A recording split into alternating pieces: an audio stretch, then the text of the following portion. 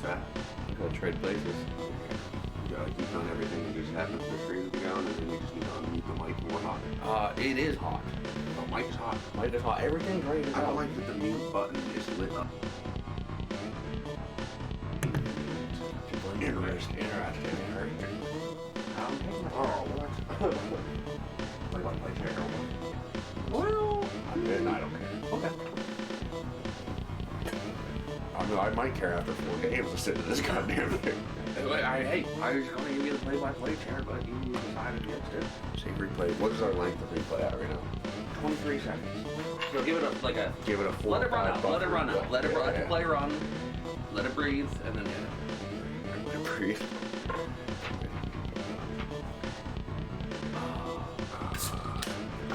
You gotta do the intro to the season.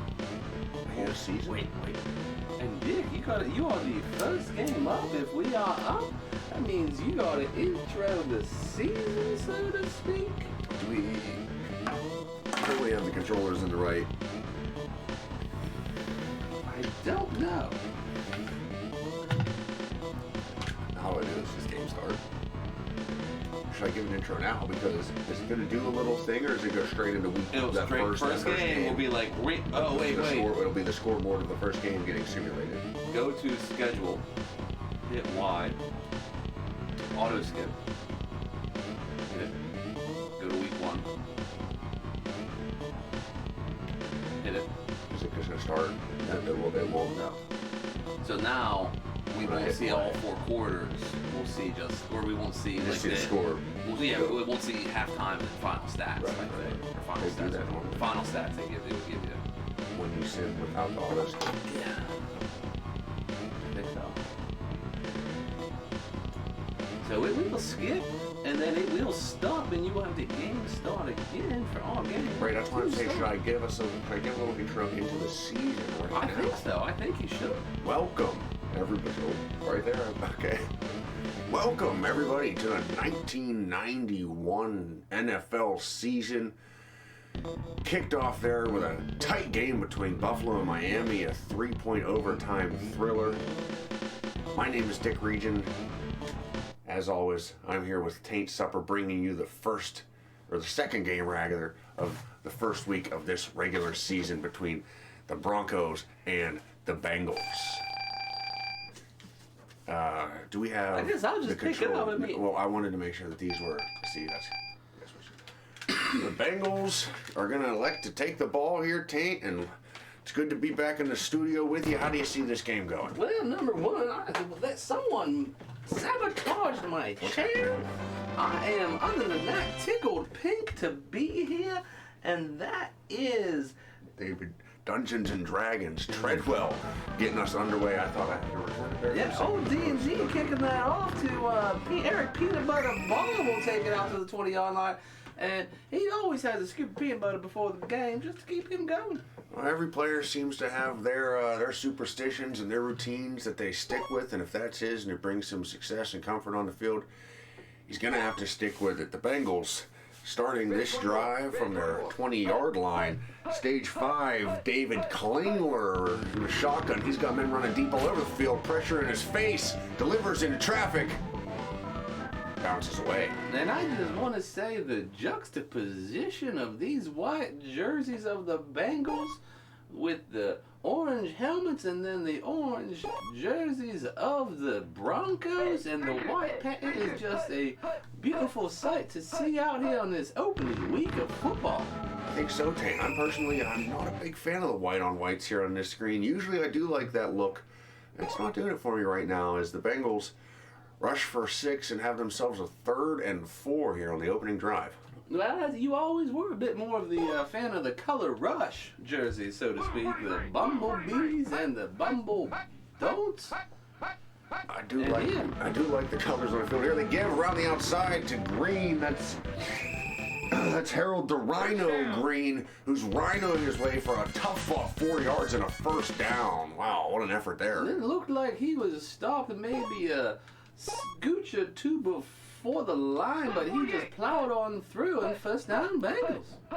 That's one reason he's nicknamed the Rhino. He will fight for all those extra yards, and he gets the ball here again and picks up a quick 13 yards off the right side of the line. And stage 5 being not afraid to hand the ball off right now because he is finding success. Let's see if they continue moving the ball on the ground. Stage 5 under center here. He gives again. It's the same play again. Denver seems to have it snuffed out. He does pick up 5, though. Creates a second and manageable here, second and short. And that side of the line on the defense is just getting pushed back, and I'm sure the coach is going to let them have it when they get to the sideline. Yeah, you got to feel good right now if you're the Bengals. Establishing the run always feels good, but here, the drop back pass is, every Bronco is in the backfield there, but Shane Dronette is going to get credit for the sack. I don't know what keyed that offensive line or defensive line on what, but it seemed like they all knew the snap count. That gator was hopping on that hog before he was at the beach. They really knew what was coming there. They were ready for it. They were in his face immediately. Here, stage 5. Looked like he had a man downfield he wanted to go to. Wouldn't pull the trigger. Held on to it. Ends up picking up 4, but is going to bring them to a 4th down here, and they're going to have to punt this ball away, Taint. He did maybe have a little bit of room to run, but he was so indecisive it gave the defense a chance to get him from behind. Back to punt. That's punter of the Bengals. He gets it away to Russell. The hustle. That's Derek the Hustle Russell. Back there on the punt return. Brings it out to the 30. It's tough when the receiver's the returner because I'm looking at the bottom of the list for the returner's name, but it's receiver, so he's up on the list. You know? We need to make a form and have it with the positions. It'd be easier that way. We should have done that. Wow, that'd be cool.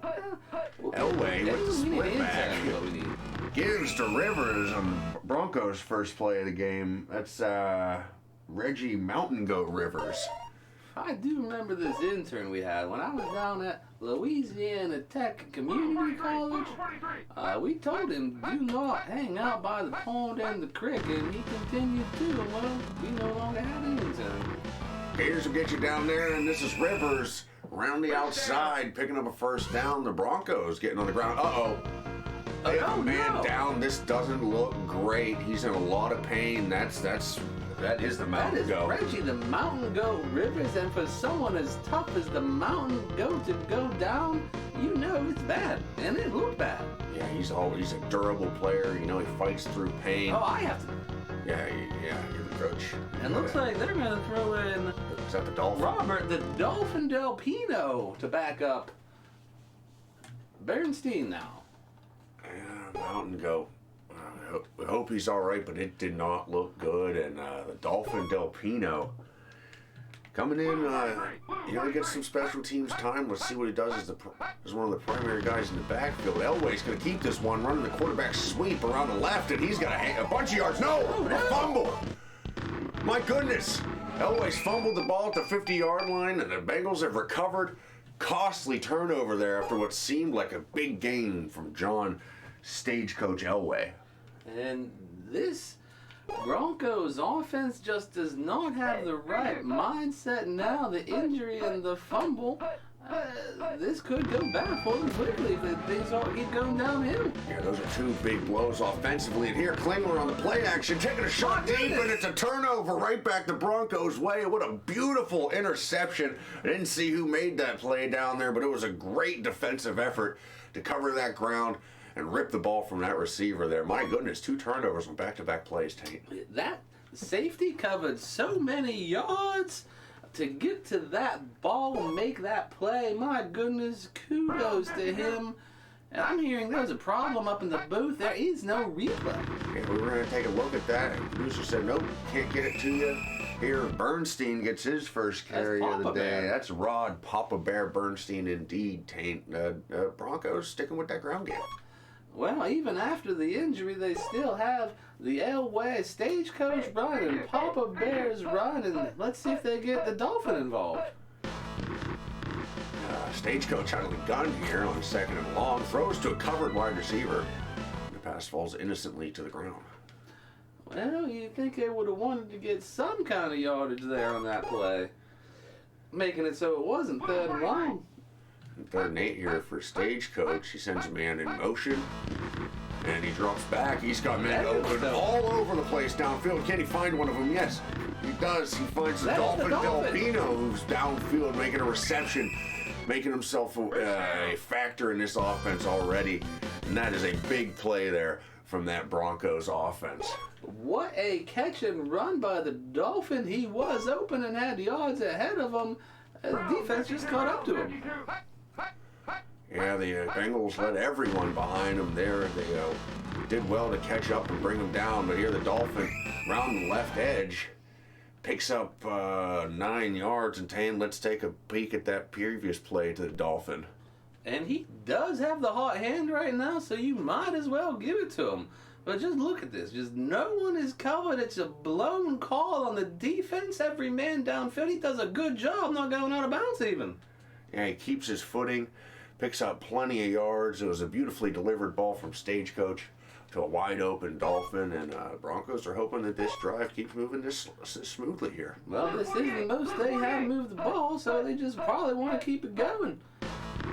Stagecoach drops back here on the second down play, delivers a deep ball to a wide open receiver again. That's Russell, the hustle, Derek Russell in the end zone. Touchdown, Broncos. That's 2 blown coverages in a row for the Cincinnati Bengals there, Taint. And up until those 2 last plays, that defense looks like they was having their way with this Broncos offense. But there we go, 2 blown coverages, and Broncos are up 7-0. Way to go, Stagecoach. And the hustle. And what a turn of events there. After that Elway fumble, it seemed like the Bengals may be striking.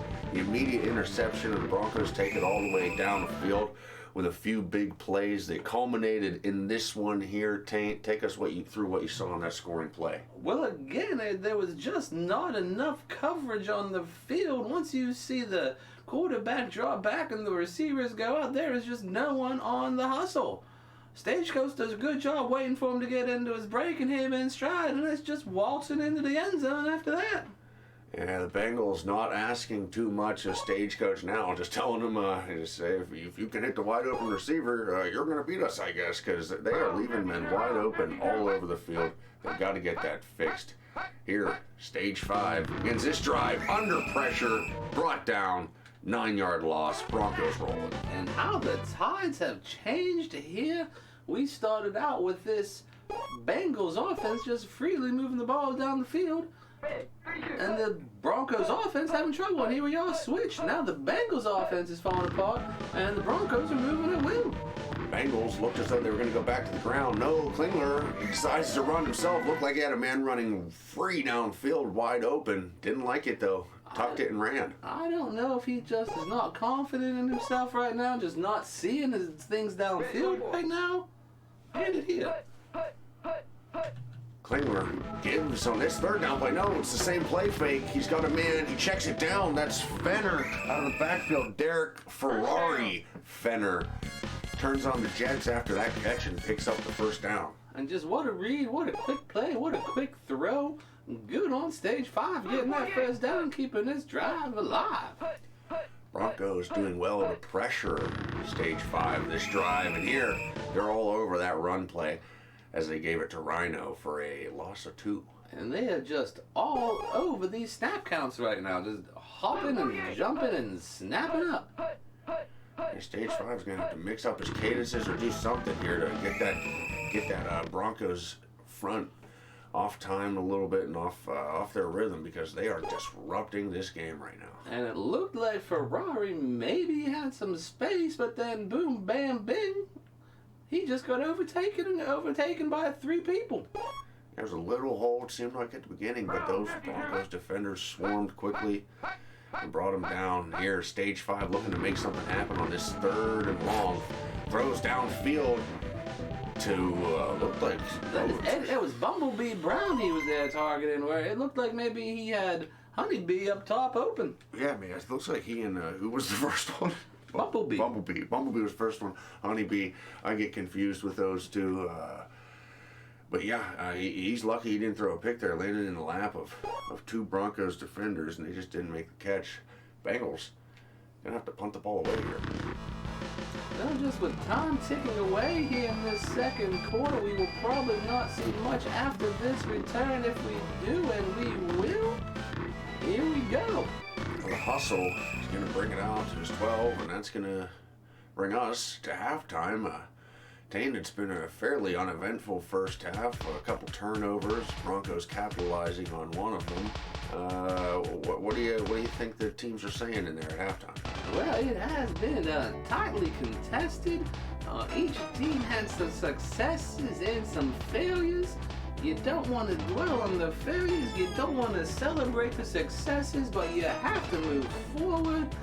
And we see here, there's just not much going on for anyway, other than stage 5 and the Dolphin. Not much yards you see it anyway, just a couple first downs here and there. A couple turnovers too, one per team. That just leaves us where we at. It's 7-0 with the Broncos. Stagecoach and the Dolphin leading the way for the Broncos there. Couple big plays. And they've got one score on the board, and they're getting the ball here to start the second half. This is going to be the Dolphin getting his hands on a short kick there from Jim Tunican Breach. Tunican kicking the ball short today. It's an unfortunate way to start there. You hate to give them such good field position on the opening drive of the half here. And with them clicking late in the first half, let's see if they can continue that momentum behind the Stagecoach and Papa Bear. The give is to Papa Bear here on first down. He picks up 6. Well, if they just keep doing that, this game will be about over. Yeah, I don't think Stagecoach is going to let them do that. He likes to sling it. He likes to throw it around. Not going to just commit to running the clock out just yet, as they're smothered here for a loss of 4. And third that ball. Was the Dolphin getting tackled behind the line for a loss. 3rd and long. Stagecoach coming out on this 3rd and 10 from his own 30. He's got a shotgun. Men to the right. He's going to run this ball. He wants to sweep again. Can he hold on to the ball this time? He does, but he only picks up 5. And looking like a punt coming here from the Broncos. On a 3 and out there from this Bengals defense. And it did look like Stagecoach maybe had an opportunity to make one man miss, but there were 2 men there, and that makes it a little bit more difficult. This is Carl Honeybee Pickens getting his hands on the return. He's brought down almost immediately as Stage 5 Klingler comes back out with the Bengals offense. And Stage 5 really needs to start targeting Honeybee in this offense. He has been open and continues to be the best B on the field. Klingler has all day in the pocket, droops one over the middle to Ferrari Fenner. That's going to be a 15-yard gain for the Bengals. And that is exactly how they want to start off this drive. Get some yardage, get some chunks, and then get in the end zone. Yeah, they need to get this offense rolling again. It did look like it was clicking early. It's died off as of late as the Rhino gets grabbed a couple times and brought down after a 3-yard run. This offensive line is just blocking well for these runners right now. Even when they are getting short yardage or even losses, they're making movement up front. That's just going to pay dividends later on. It's a heck of a battle going on in the trenches right now in this game. Klingler with all day again. He's taking a shot deep and he's overthrown Honeybee or Bumblebee. One of the bees. He's missed him again. My goodness, and this time he sees the receiver, has him in his sights, and just overthrows him by about 2 yards, and he'd still be running had that ball been on target. Stage 5 is Klingler's accuracy, not what it needs to be this game, and the Rhino runs himself into the, not sure what he was doing there. Looked like he had some room around the outside. He got stuck on a couple blockers, and my goodness, you just do not want to see that. Yeah, I definitely don't want to see it a second time. We can't. Oh, no. Oh, no. Well, this one's been blocked. What a big-time special teams play there by Denver. Bengals recovered, but they can't advance it on a blocked punt. And my goodness. Broncos are going to take over from the 30-yard line of the Bengals there. And it looked like that man was just shot out of the bayou. Yeah, he broke free immediately. Punter couldn't deviate from the plan, tried to get the ball off. The Broncos player extended his arm, made the block. Here, Elway gives to the Dolphin Del Pino. around the outside. And the Dolphin taking good advantage of his opportunity today, snagging up yardage through the air and on the ground. Yeah, he's been a weapon for this offense ever since he's come in for the hurt Mountain Goat. Oh, and here, Stagecoach takes a shot into the end zone. Even though that man was in coverage, Stagecoach did put that ball just out of reach at a hard place for anyone to catch it, making sure only his receiver was going to have a chance. Yeah, I mean, with the zip that he puts on the ball and the accuracy he's able to place it, you know, if his receiver's not going to catch it, nobody's in. Another fumble here from the Broncos. The Bengals are going to pick it up. That's a big-time turnover. That's a second turnover, second fumble of the day for that Broncos offense. They could have maybe put the Bengals away there, Taint. And I think Papa Bear just made a couple real good moves, was feeling good about himself. And then, oh no, I don't have two hands on the ball, and Papa gets knocked loose. Yeah, Papa Bear, not known for his fumbling, usually has a tight hold on that ball, doesn't turn the ball over often. But here he does, and here at stage 5, looks like he's going to deliver downfield. No, he bloops one over this middle again to Ferrari Fenner. And again, all day for stage 5 in the backfield. It's amazing he has that much time, and amazing he's able to find people that are open. Let's take a peek at what you saw in that fumble there, Taint. Did the defender maybe punch this out, or what, how come Papa Bear dropped this ball? Well, when you see Papa Bear come out here, it looks like he's supposed to go up top, but then breaks it down to the bottom region and just starts making a couple moves. And the defender did well. And after that, he just, like I said, just kind of forgets what's going on. Doesn't have two hands on that ball, and it gets knocked loose. Ball security is the name of the game. Turnovers will cost you games. Here, the Bengals looking to capitalize on that turnover. And this might be their last chance. If they don't get it in now, it might not run out of time. Stage 5 gives to Rhino, who runs into that same lineman again. Can't seem to make it around his right tackle there, Taint. Seems like he has room up top that he is just avoiding for some reason. Yeah, the vision of Hit these the, backs. Tecmo, that button. Yeah. These backs, you'd think they'd be exhibiting some better vision here today. They run the flea flicker again, but he throws it to Ferrari Fenner on check down. Looked like he might have had somebody deep. He could have taken a shot. But Klingler, he's liking the check down sure thing so far this And game. that young man, Ferrari's just having a day so far. Multiple catches and multiple first downs.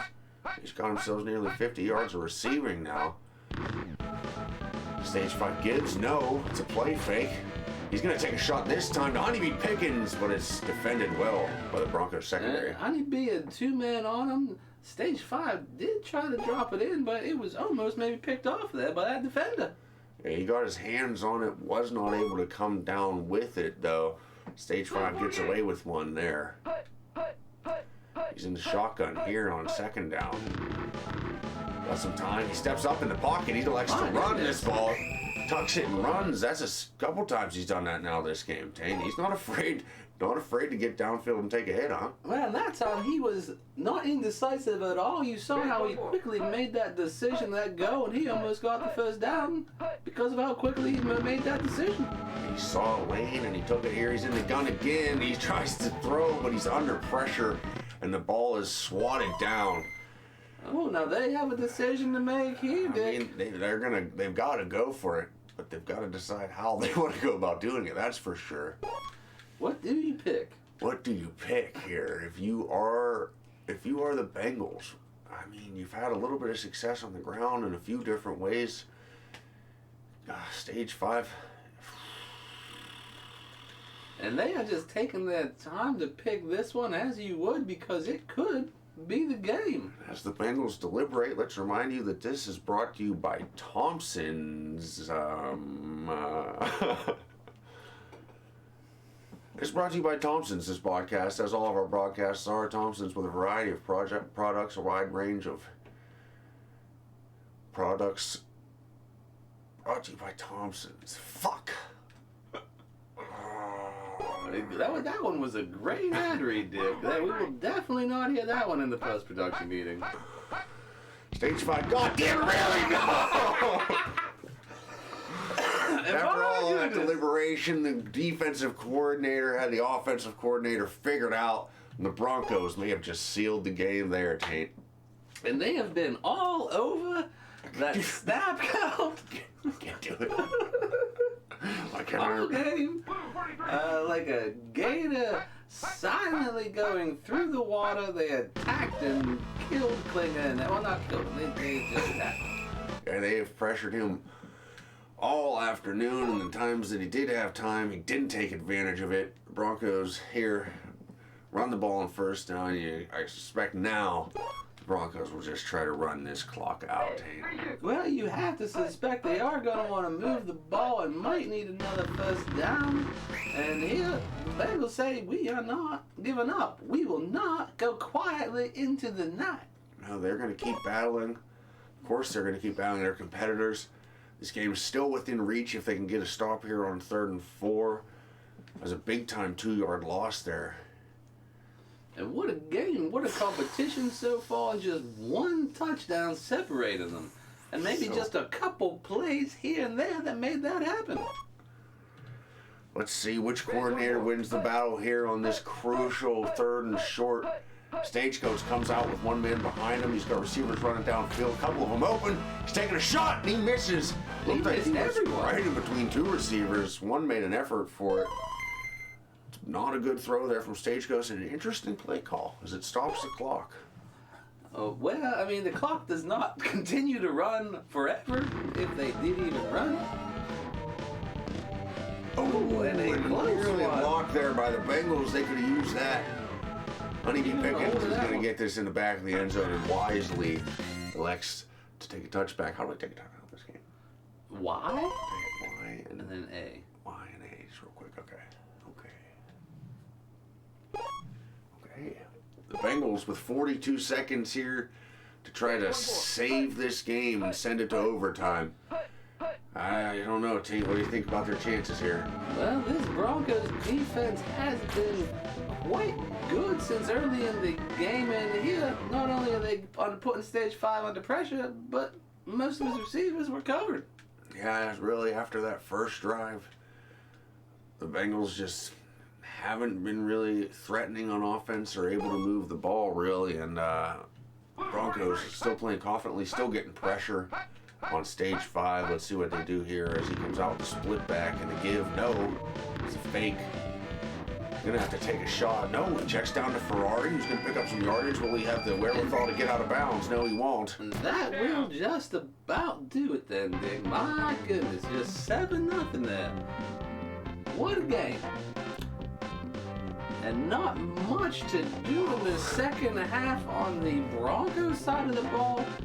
The Bengals did make a game of it all, Stage 5, and Ferrari down there having a heck of a day compared to everyone else. But it was just not enough to overcome that, Dick. No, the Bengals just didn't have it in them today. And how about that performance off the bench after the injured Mountain Goat goes down?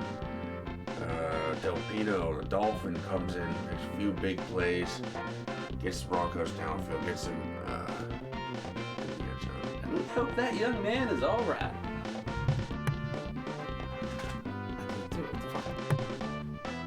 Mute the mic.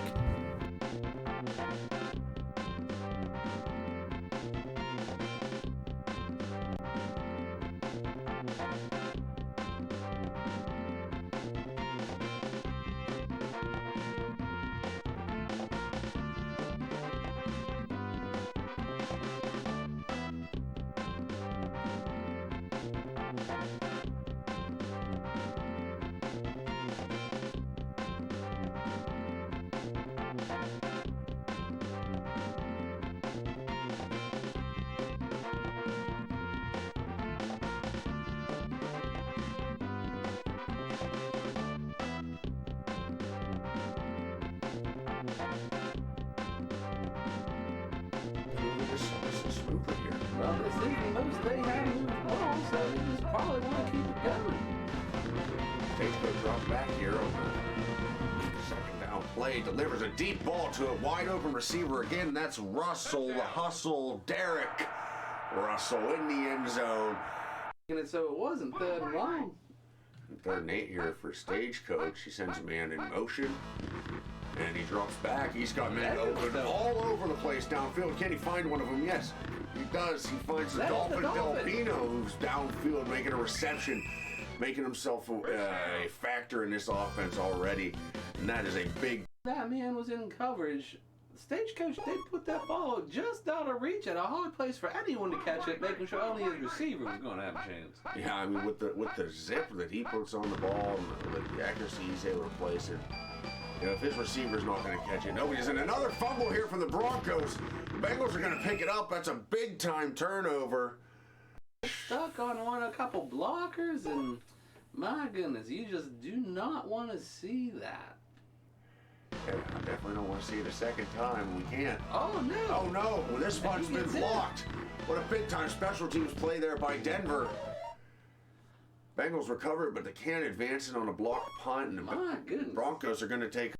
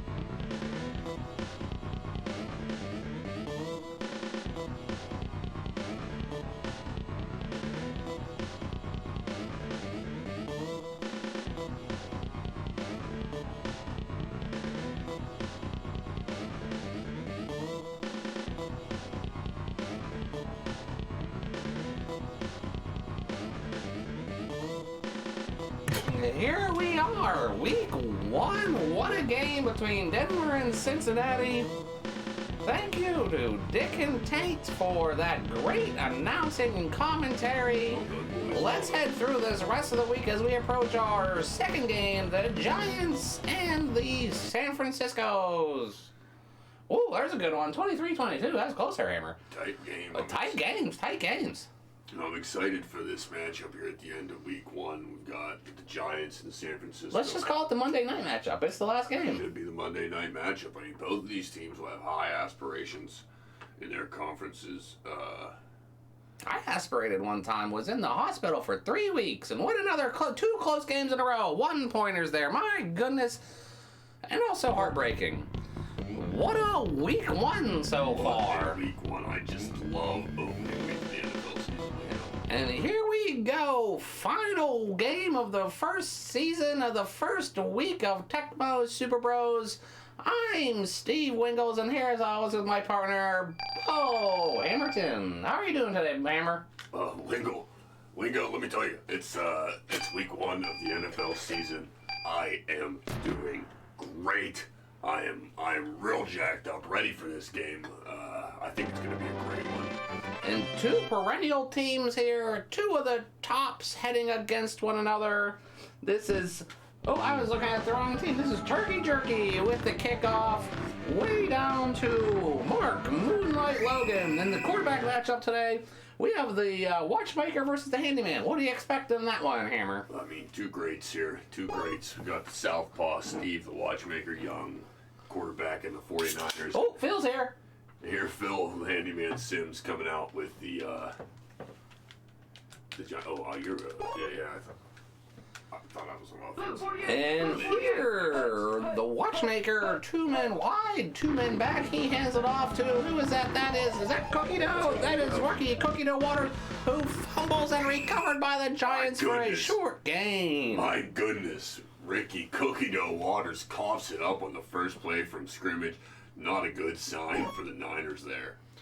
And they say your season goes usually how the first drive does, and they didn't even have a drive. It was just a fumble, and they've got to be fearful now, Hammer. Yeah, I mean, it's a bad omen. We always used to say, most teams that I was on, a fumble on the first play is one of the worst omens in an NFL game. And there was Rodney Milkshake Hampton across the top for a nice quick gain, Hammer. Oh, what a little scamper from him for that 8 yards. Yeah, he's a good back, and he's going to be a big part of this Giants offense, so you can guarantee that. And the Handyman has a little bit of time, runs directly into a linebacker and is tackled for a sack. That is Bill Bluefish Romanowski. Bluefish, he is a factor every single game for this Niners defense, but I mean, the Handyman there, I'm not sure what he was doing. It looked like he had a nicely developed pocket, and then he just ran into Bluefish. So it almost looked he was running from a B. He had time, like you said. There were receivers open, and here he drops back. He finds a man across the middle and is incomplete to Harmonica Jackson. Harmonica looked like he should have come down with that ball. It looked like he heard footsteps, maybe a little bit fearful of taking the hit. Now, here's an interesting situation here, Wingo. I mean, 4th and 3, you could go for this. You're within field goal range. It'd be interesting to see what they do here. Well, it is on the longer side of a field goal, but definitely makeable with their kicker, and it looks like they're coming out to go for it, Hammer. Oh, aggressive play calling and decision making here on this opening. And here's the Handyman on the pitch, and they will jump the snap count for a big loss. 1st and 10 for the Niners. Let's see what they can do after the fumble on the first play. Wow, yeah, and the Giants brought Gerard and the Funky Bunch into the backfield there, and when you bring in a new guy, you bring in a package. Sometimes that can tip off the defense that something's coming, and the Niners were all over it there. They get the ball back in another opportunity. And here's the Watchmaker, his second chance now. Drops back, surveys, has a few men open, and he looks at his Taylor. He just overthrows. No, that is John Mudpit Taylor. My bad. Mudpit Taylor on the outside. One of his favorite targets, along with obviously Jerry Billy Goat Rice. Look for him to take shots downfield all day at those 2 guys. And it looked like he had some other receivers open. Chose the man was covered, and it fell incomplete. Here we are, 2nd down. And here no play action, rolls, throws close to, who is that? That was Drill Bit Hammer, and that will fall incomplete. Looked like he had a man downfield. Yeah, I'm not sure why he elected for the check down there. I do want to say that one of the more underrated skills in the NFL, the play action sell right there. Steve Young had that whole defense everyone's ankles were broken. He had someone deep. He should have taken the shot. And here we go. The watchmaker from the shotgun. All the receivers down. He calls his own number. On the sweep, he'll make one man miss, and he will get the first down. Another man miss. My goodness, what a zag. What a run down to the 30-yard line. Wow. Wow. I mean, the watchmaker, he's such a great thrower of the ball, such an accurate and proficient passer that sometimes we forget he's capable of that. I think he runs a 4.5 40. He's got great agility. He made that man miss. What an impressive play from the watchmaker there. And his own number. The elusivity he showed there was quite amazing, getting around for the man. And here he is on the rollout. He calls his own number, and this time he finds the Billy Goat across the middle, will catch it, and then scamper into the end zone for the score. Whether you call him the Billy Goat or just the Goat, Jerry Rice is a weapon on the field. Steve Young loves to find him. He rolls out to that backside, turns back to the middle of the field, finds his guy, and Jerry does the rest. 7-0 Niners. What a play there. The movement and the speed of the watchmaker making that one work. The defense being off balance because of his feet hammer. Did you ever play with a quarterback like that? I mean, I've played with plenty of athletic quarterbacks, played against plenty of athletic quarterbacks who could use their feet. And when that's a threat, it's a whole nother factor that the defense has to deal with and be ready to react to. Keeps them on their toes, keeps them off balance, and it'll help them in the passing game, just like it did there. And here the handyman comes back out from the shotgun, 4 men wide, good coverage on the defense, and he will drop it way downfield, but into the hands of a defender. My goodness, Hammer! Wow, the handyman took a deep shot for Howard Polka Dot cross there, but he was covered well, and the 49ers defensive back went up, made a great play to intercept that pass. And what a play on the defense there for the interception. Here we go. Watchmaker on the handoff this time, down the bottom side of Cookie Dough, who will get a quick 6-yard gain. And they go back to the run game there after Cookie Dough fumbled on the initial drive for the Niners. Here he picks up a nice chunk on first down to get them rolling. And here, the watchmaker from the shotgun calls his own number again. Will make a couple men miss, and my goodness, Hammer, the speed and the movement on this man. That's the second time he's made the same run in the same fashion. He's broken through to that second level. And made those men in the secondary miss in very similar fashion both times. What a play. And with 1 tick left on the clock here, the watchmaker will come out for one last play of this first quarter, drops back from the shotgun. Most men are covered, but he somehow finds Seaside for an 8-yard gain. It's Brent Seaside Jones, the trusty tight end there that the watchmaker finds. He was covered, but that accuracy of the watchmaker showing out there, beautiful placement of that ball to pick up 9 yards. And quite a drive being put together here by the watchmaker. And here he hands it off up the middle for a quick tackle, but I think it was Cookie that will get the first down. Yeah, it's all you need is to get that ball just past that yardage marker, just past the sticks. Get yourself a new set of downs, and you're right, this is a beautiful drive right now that the watchmaker is orchestrating with this 49ers offense.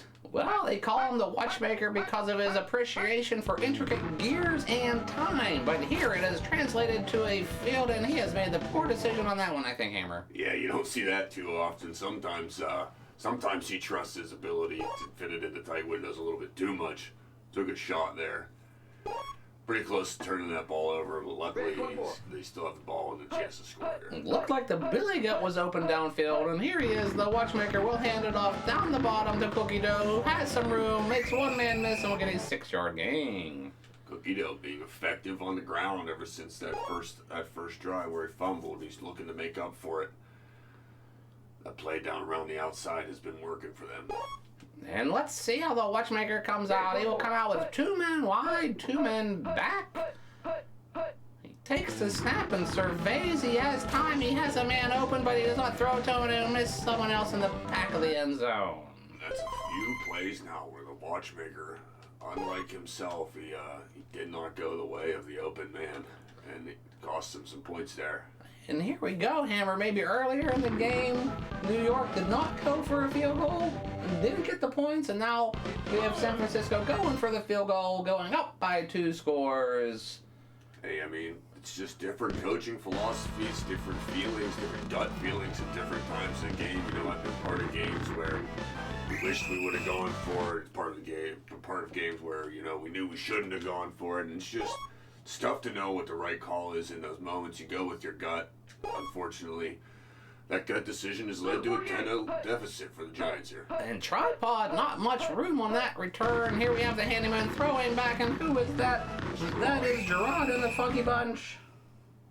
No, Gerard and the Family Bunch. No, that's his Funky. Does it say Funky? It kind of looks like it says Funchy. But that's not a word. Gerard and the Funky Bunch gets a quick 4-yard gain. That's your handwriting, by the way. Yeah. Oh. I know you make fun of me writing real big, but we have problems reading it. Yeah. And here we go. Handyman from the shotgun, 4 men wide, has all day, all kinds of men open, throws it way down the polka dot, way open. And will he make that one man miss the score? And no, he will be caught by the entire team. My goodness. Hammer. And that defensive back holds him up. What happened there? Get there. I'll show you. I'll tell you. What a beautiful pass play there. Every wide receiver seemed to break wide open from the get-go here for the handyman. He came out in the gun. There was a little bit of pressure, but they were just a little bit too late getting to him. Howard polka dot cross, got beyond the secondary, made the play. Couldn't quite get out of the grasp of that defensive back, and the reinforcements came, but that's a big-time play for this Giants offense there. They needed that. And what a play from that young man. Make that run, make that catch, make that throw. Here we are, 1st and 10, handyman. And this time he hands off to Milkshake, who will make, no, he does not make one man miss, but will still get a 6-yard gain. That's a nice little pickup on 1st down. That's what you want when you're into the 2nd and shorts, the 3rd and shorts. That makes it easier on your offense. So that's exactly what you want there on 1st down. Let's see what they go for here on 2nd. And here we have the handyman. 3 men wide, 2 men to the top side. He will drop back to throw. He has some time, has some men open. He will wait, survey, and my goodness, Hammer. That ball got knocked down in almost the 2nd layer. Did not look like he was going to get knocked down there for a second. That's a great play from the, couldn't tell if that was an interior lineman or a linebacker who got the hands up and swatted that ball, but looked again like handyman had some options in the end zone. Could have had some men open, but I just didn't see it. And here the handyman, 3 men wide again, 2 men to the top. This time will pitch to the Funky Bunch, who will have some room and just scamper to about the 6-yard line. 1st and goal. That's it. Got his hands on the ball a couple times in a Funky Bunch. The first was that 4th down try where they got stuffed in the backfield, but since then he's made a couple nice runs around the outside there. And here the Giants putting together a nice drive here to end the 1st half. Can they get into the end zone and get it within 2 scores? The handyman will try from the shotgun. He drops back, has some time, overthrows a man, but he will still get it. Who is it? That is Mark Harmonica Jackson Hammer. And harmonica, when he's on the field, you can tell because you can hear him. He's got the harmonicas down the leg pads. He's well known for it across the league. You know, you don't really understand. I mean, I was on the sidelines in one of his games. You hear him running by. When that man sprints by, it's pretty comical. But he's a heck of a player. He's a big-time factor in this offense. And there he gets him in the end zone. And they needed points before this halftime. And some players actually think our harmonicas make him run faster, Hammer. Let's take a look at that replay and see if we can tell. And look at the cut that he makes and how fast he moves. Yeah, they like to use him in that slot position there. You see him in the handyman's in the gun. He just breaks into the middle of the field. It's actually a pretty poor throw from the handyman. It looked like he wanted to keep it away from the defenders, though. So what do I know? It was a beautiful adjustment by Harmonica. And 7 points on the board for the Giants. And just a great adjustment on there from Harmonica to make the catch. And we're now a one-score game here as we approach halftime. The watchmaker hands it off. Yes, he hands it off down low. And Cookie Dough will have some room, but get tackled at the 38-yard line. Placement effective for them, Wingo, Cookie Dough. And a quick timeout. Cookie Dough around the outside, and they're going to try to get down the field and get within field goal range here, put some points on the board, it looks like, Wingo. They're being aggressive here, although they did start with a run. It was an 8-yard run, though. They did pick up a nice chunk. And here the watchmaker draws back. He has some men downfield, and he does not throw it to the wide open man. And this man will get tackled inbounds, and time will expire. Hammer. Wow. I mean, listen, I never got under center and took any snaps and threw any passes in my 16-year career as an NFL journeyman. But so I don't know if I have the credentials to comment on this. But the decision making from these two quarterbacks has been suspect at best at times. I really feel like they should be lighting it up right now. We should have been seeing a complete air show in that first half with the way that these receivers are running wild and running free. But I tell you what, they've gone conservative. They've taken the yards that the defense is giving them, and it's a tight game right here. I'm interested to see both teams have balanced attacks. Well, Hammer, that is well said. Let's turn it over to the replay booth.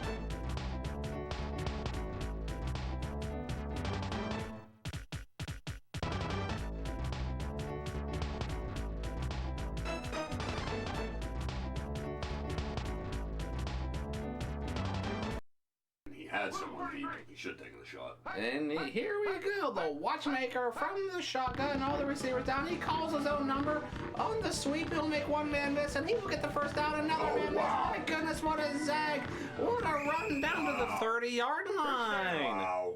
Here, Phil, the handyman Sims, coming out with the you're I thought I was on offense. And here, the watchmaker, 2 men wide, 2 men back. He hands it off to, who is that? Is that Cookie Dough? That is rookie Cookie Dough Waters, who fumbles and recovered by the Giants for a shot. Has to deal with it, be ready to react to. Keeps them on their toes, keeps them off balance, and it'll help them in the passing game, just like it did.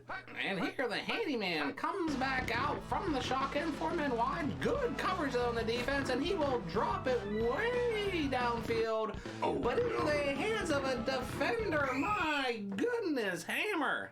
540. He's got great agility. He made that man miss. What an impressive play from the watchmaker there. And his own number. The lucidity he showed there was quite amazing, getting around for the man. And here he is on the rollout. He calls his own number, and this time he finds the Billy Goat across the middle, who will catch it and then scamper into the end zone for the score. But you call him the big. Yeah. Oh. I know you make fun of me writing real big, but we have problems reading it. Yeah. And here we go, handyman from the shotgun, 4 men wide, has all day and all kinds of men open, throws it way down the polka dot, wide open, and will he make that one man miss to score? And no, he'll be. He's made a couple nice runs around the outside there. And here the Giants putting together a nice drive here to end the first half. Can they get into the end zone and get it within 2 scores? The handyman will try from the shotgun. He drops back, has some time, overthrows a man, but he will still get it. Who is it? That is Mark Harmonica Jackson Hammer. And Harmonica, when he's on the field,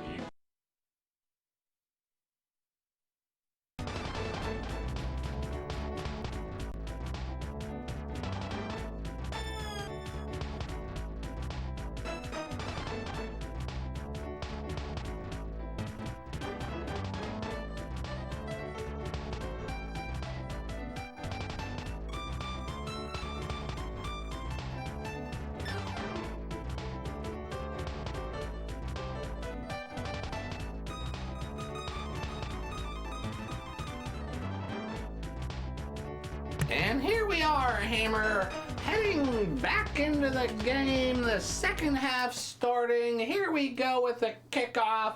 Mike, speedboat copper to tripod. Tripod will take it from his own 12, get out to the 20, make one man miss. My goodness, Hammer, what a move from him. Yeah, it's a good start to the half there for the Giants. Tripod always threatening to make a play there in the special teams, and here he gives his squad good field position to start this second half. I will murder whoever fucked with my chair. Anyway.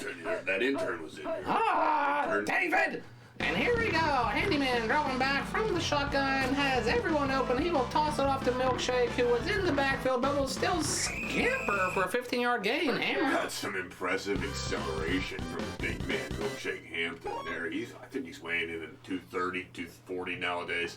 And to see him sprint away from the pursuing defenders right there was pretty impressive. And here we go, the handyman wanting to keep that momentum from the end of the first half where they brought this within one score. But here the defense jumps the snap count and a quick sack for a 9-yard loss. And there's Bluefish again, Hammer. Of course it is. He's one of the more disruptive linebackers in the league, and he got a big shot on the handyman there. What a hit he was able to lay on him. And now we have second and long for the handyman. Not where you want to be, but here he is in the shotgun, 4-man wide. He will have time, but here's the pitch to Funky Bunch, and he has some blocking. He'll make almost, my goodness, Hammer. He must split those defenders, but somehow that shoestring tackle. It looked like he had gotten by that line of defenders there, but what a play, what a reach, what a tackle to save a big play from happening there. And here we go, 3rd and 7. The handyman with a single back, 3-man wide. He will fake it, hand it off to the Milkshake, who will get tackled immediately for a loss, and they'll be forced to bunt, Hammer. Pretty intrigued by that play call there, Wingo. I don't know why they elected to go on the ground there on a third and fairly long there, 3rd and 7. They thought they could win that battle, but they were wrong. They were wrong there. Milkshake unable to pick up what they needed, and they're going to have to punt. And it seems, was there a hesitation or some indecision there, or just some resignation to the fact, Hammer? As we see... Here's that man's name. Punter? Landetta. Doesn't look like we have the punter's name. I don't see that. We've never punted with the... V for Landetta out there. That's not bad. It doesn't really work into the middle of his name easily, but I think we should maybe use it. And here the watchmaker will take over and hands it off up the middle of the Cookie Dough, who will get quickly tackled for a 1-yard gain. Yeah, not much there for Cookie Dough on first down. And we've seen some adjustments on both teams on defense here, Hammer. But what do we have to see for the rest of the game for the Giants to be able to shut down the watchmaker? I really just... They need to get pressure on him in drop back passing scenarios, but they're doing such a good job of keeping a balanced attack, keeping the ground game. The watchmaker's doing a good job of using his feet, so it's difficult for the Giants right now, but they're going to need to get some pressure on him, I think. And that was Brent Seaside Jones with the first down. He's becoming more and more involved in this game, and that's what you don't want to see on the defense, is just the watchmaker being able to hit and throw to everybody, and here's Cookie Dough off the bottom sides, and a few men bounce off of him. We a 7-yard gain for 2nd and short.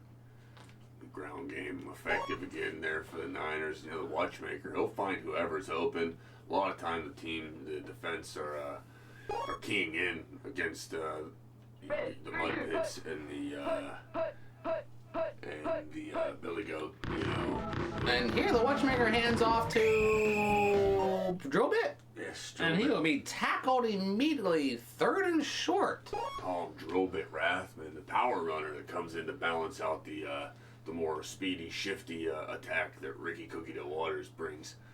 He's able to get one, but 3rd and short now coming up. And Hammer, I understand you're able to spend a little bit of time with that young man this week, and he carries around a drill bit to remember his father? Yeah, his father was a laborer, contractor, I believe, and he gave Tom drill bit when he was quite young, and then he lost his father tragically.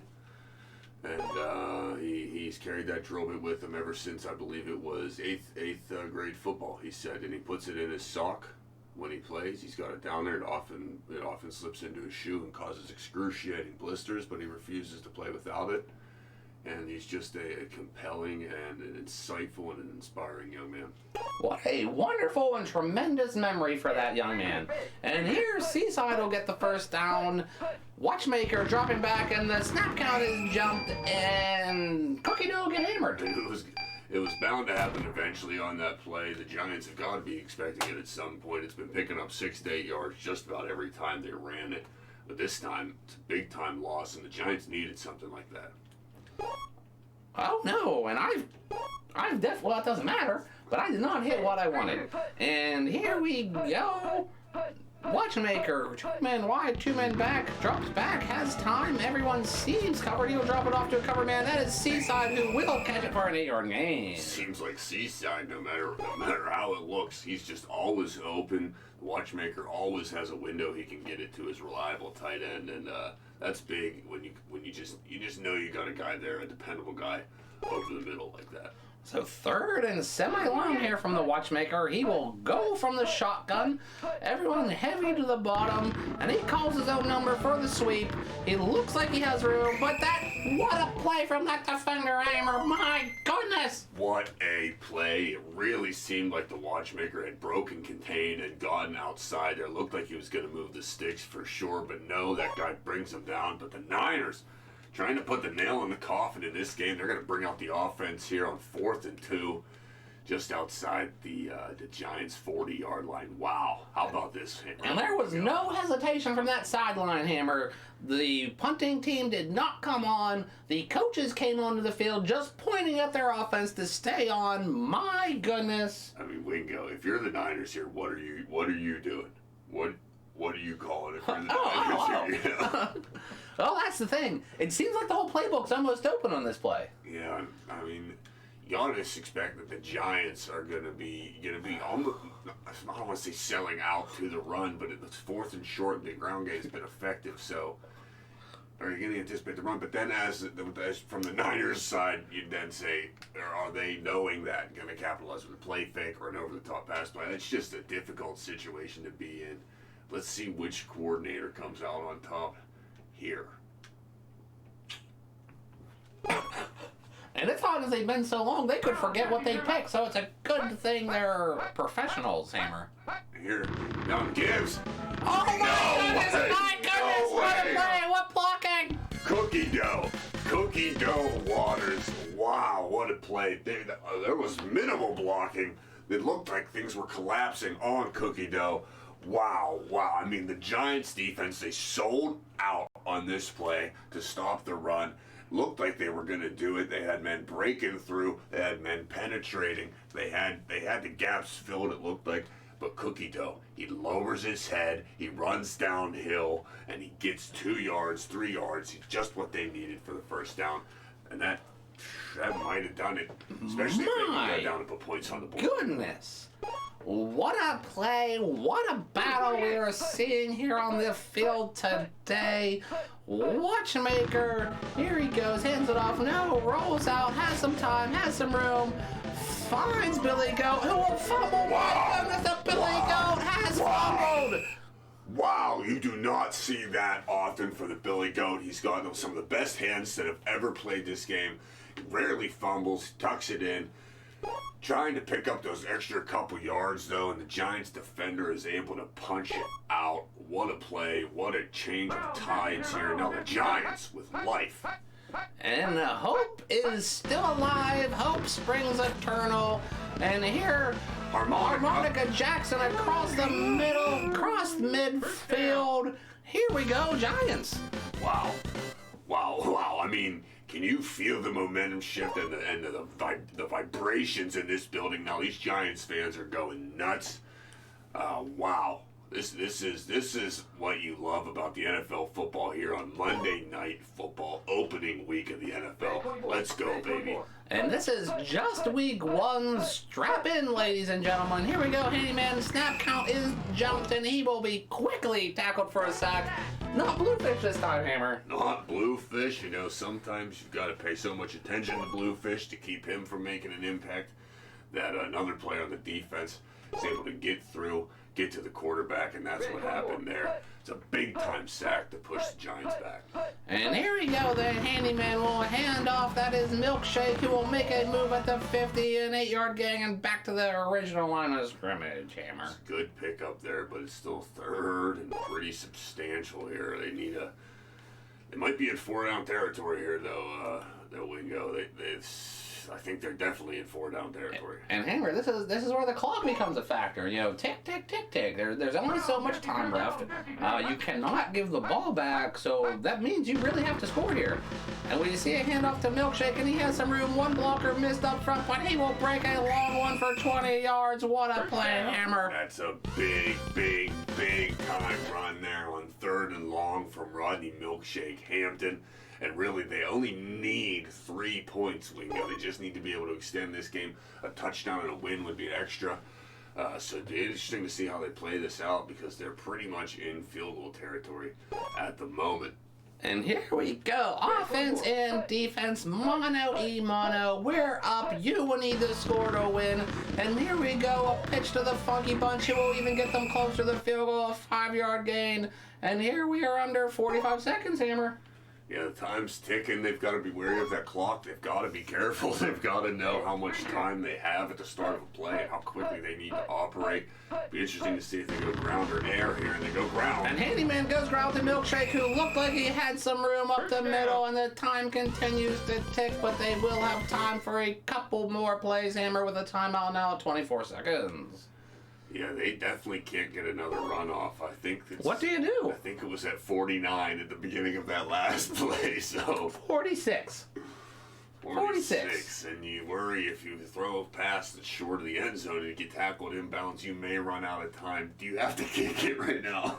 I would say you have one more play. You would say that. I would say that. What will they do?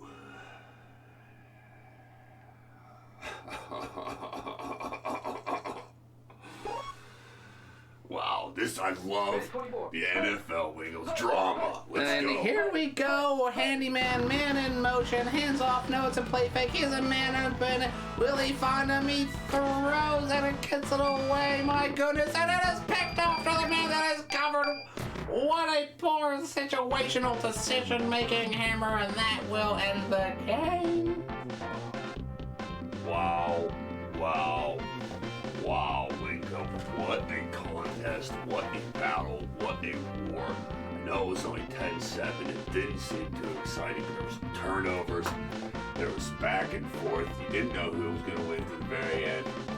Aggressive play call by the Giants there at the end. Do you take the 3 points and send this game to overtime, put it on your kicker, or do you go to the air and try and put it in the end zone? It looked like Handyman for the 5th or 6th time this game had a wide receiver open deep.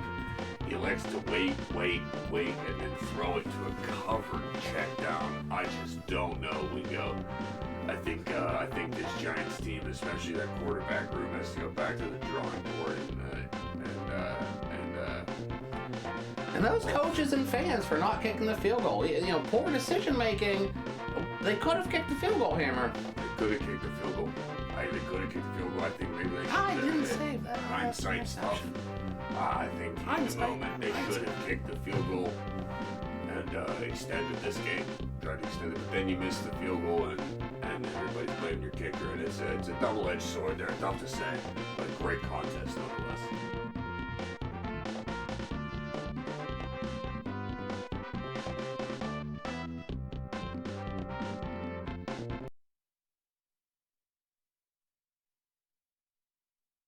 Situation to be in.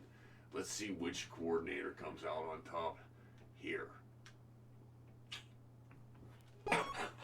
And it's hard as they've been so long, they could forget what they picked, so it's a good thing they're professionals, Hammer. Here, Young Gibbs. Oh my goodness, No what a play, what blocking! Cookie dough. The run, but It's 4th and short, and the ground game has been effective. So, are you going to anticipate the run? But then, as from the Niners side, you'd then say, are they knowing that going to capitalize with a play fake or an over-the-top pass play? It's just a difficult situation to be in. Let's see which coordinator comes out on top here. My down to put points on the board. goodness. What a play, what a battle we are seeing here on the field today. Watchmaker, here he goes, hands it off, no, rolls out, has some time, has some room, finds Billy Goat, who will fumble. My goodness, the Billy Goat has fumbled. Wow, you do know a couple yards though, and the Giants defender is able to punch it out. What a play, what a change of tides here. Now the Giants with life. And hope is still alive. Hope springs eternal. And here, Harmonica Jackson across the middle, across midfield. Here we go, Giants. I think they're definitely in 4-down territory. And Hammer, this is where the clock becomes a factor. You know, tick, tick, tick, tick. There's only so much time left. You cannot give the ball back, so that means you really have to score here. And we see a handoff to Milkshake, and he has some room. One blocker missed up front, but he will break a long one for 20 yards. What a play, Hammer. That's a big...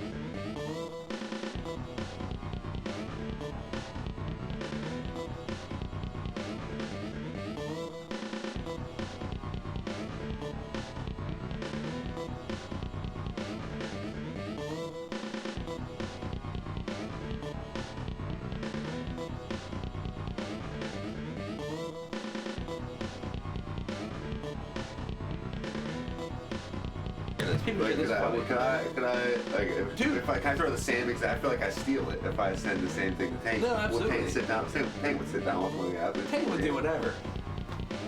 You didn't get a chance to talk to the coach. You got a chance to talk, because I did that to you, I think, with Harmonica Jackson, I believe, too. That's one of fucking Taint's or Dick's or Wingo's things. I just figure out a guy. Dog, look at the topic. Look at the teams. Buff Pit? Buff Pit. That's for sure. That's for sure, right? Got to. What do you... Detroit Green Bay. I mean, you're not going to do Tampa, Chicago. Dallas, Washington. I thought about This Dallas. is terrible. Washington was actually pretty decent back then. Yeah. But Dallas is the X-Men. And Dallas will get enough games, because we're probably going to look Dallas, Philly next week, maybe. Yeah, I think we got it. Detroit, Green Bay. Detroit Green Bay Sanders and Minnesota. and Buffalo picks. So go change them to coach. Yeah.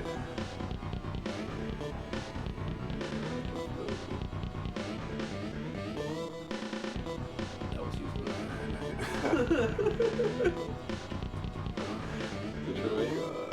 Detroit. All right, so let's look at the schedule again.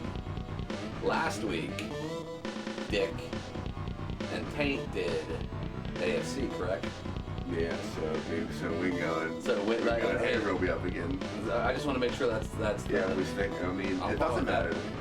Yeah, I think we stick with that. I think, but now that we've set that precedent, I think that's the way we go with it. Set it. So you go to the back Detroit back and back. Green Bay. All right, do auto skip week 2. Well, Wingo to get back at it. Hey, their starter. Why?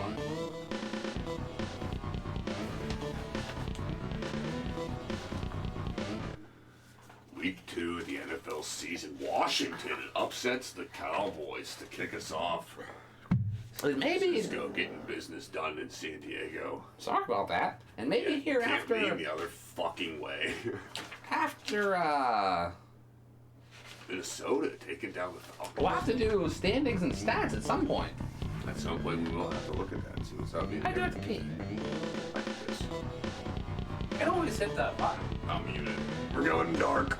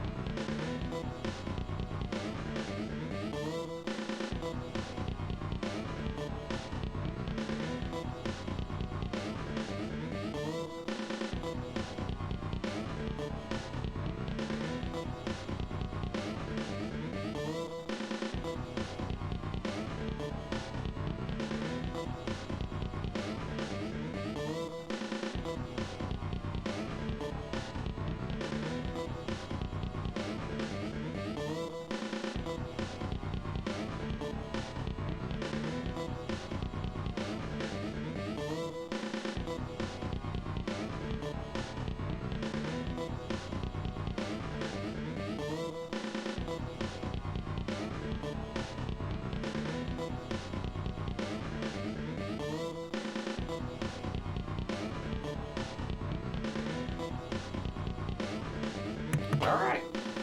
Wait.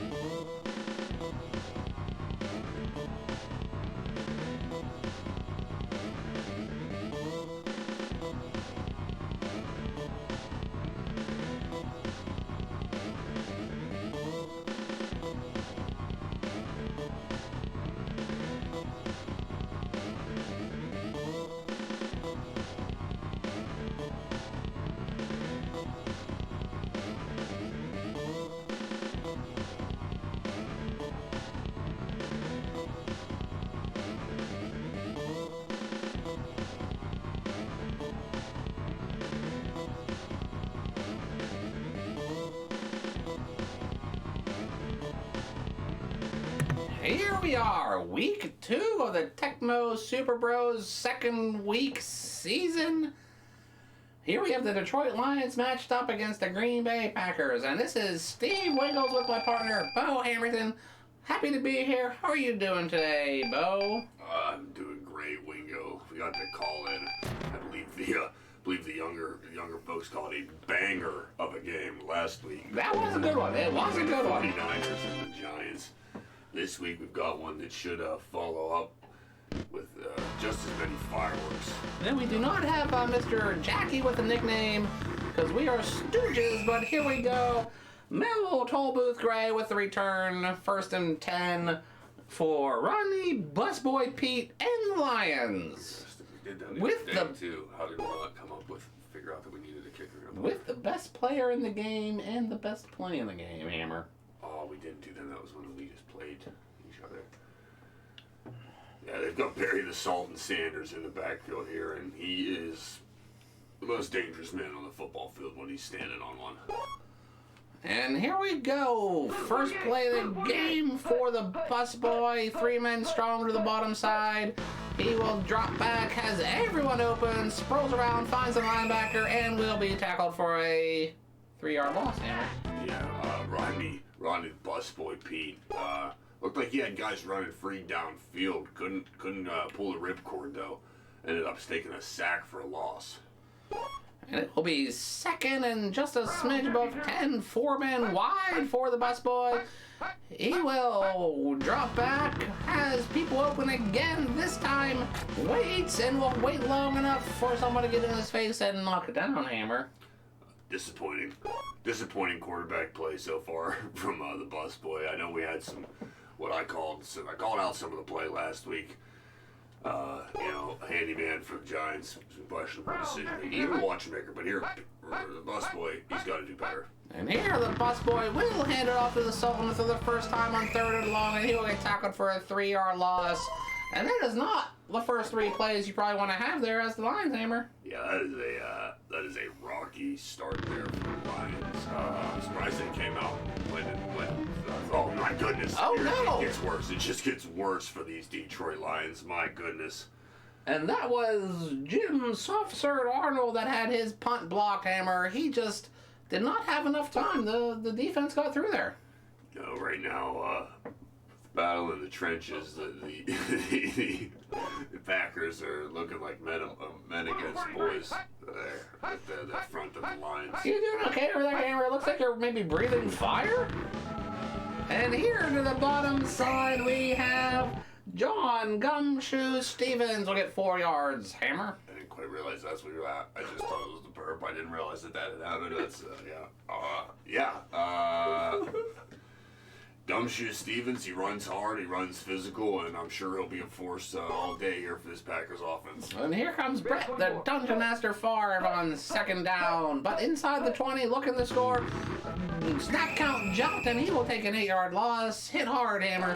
Yeah, the Lions all over that. Plenty of guys in the backfield. Dennis Gibson's going to get credit for the sack, but that was just that was completely blown up from the get-go.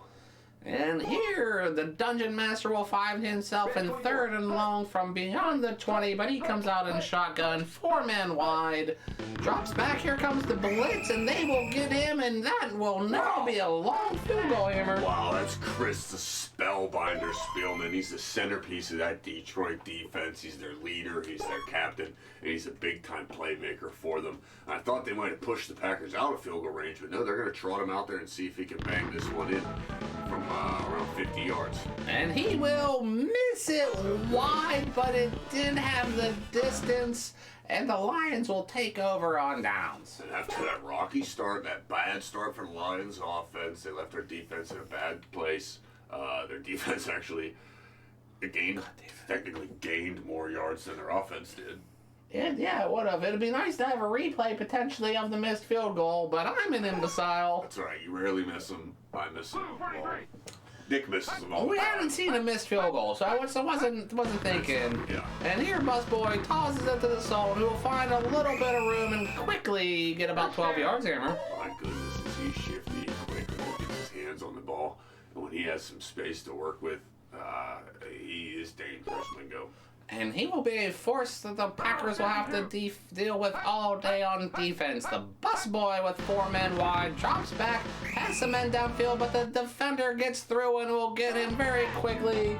That is Reggie Whitehammer. My goodness. Reggie White, no nickname either, will have to work on that. He's one of the best to ever do it there, rushing the quarterback, and he brings down busboy there for a big-time loss on first down.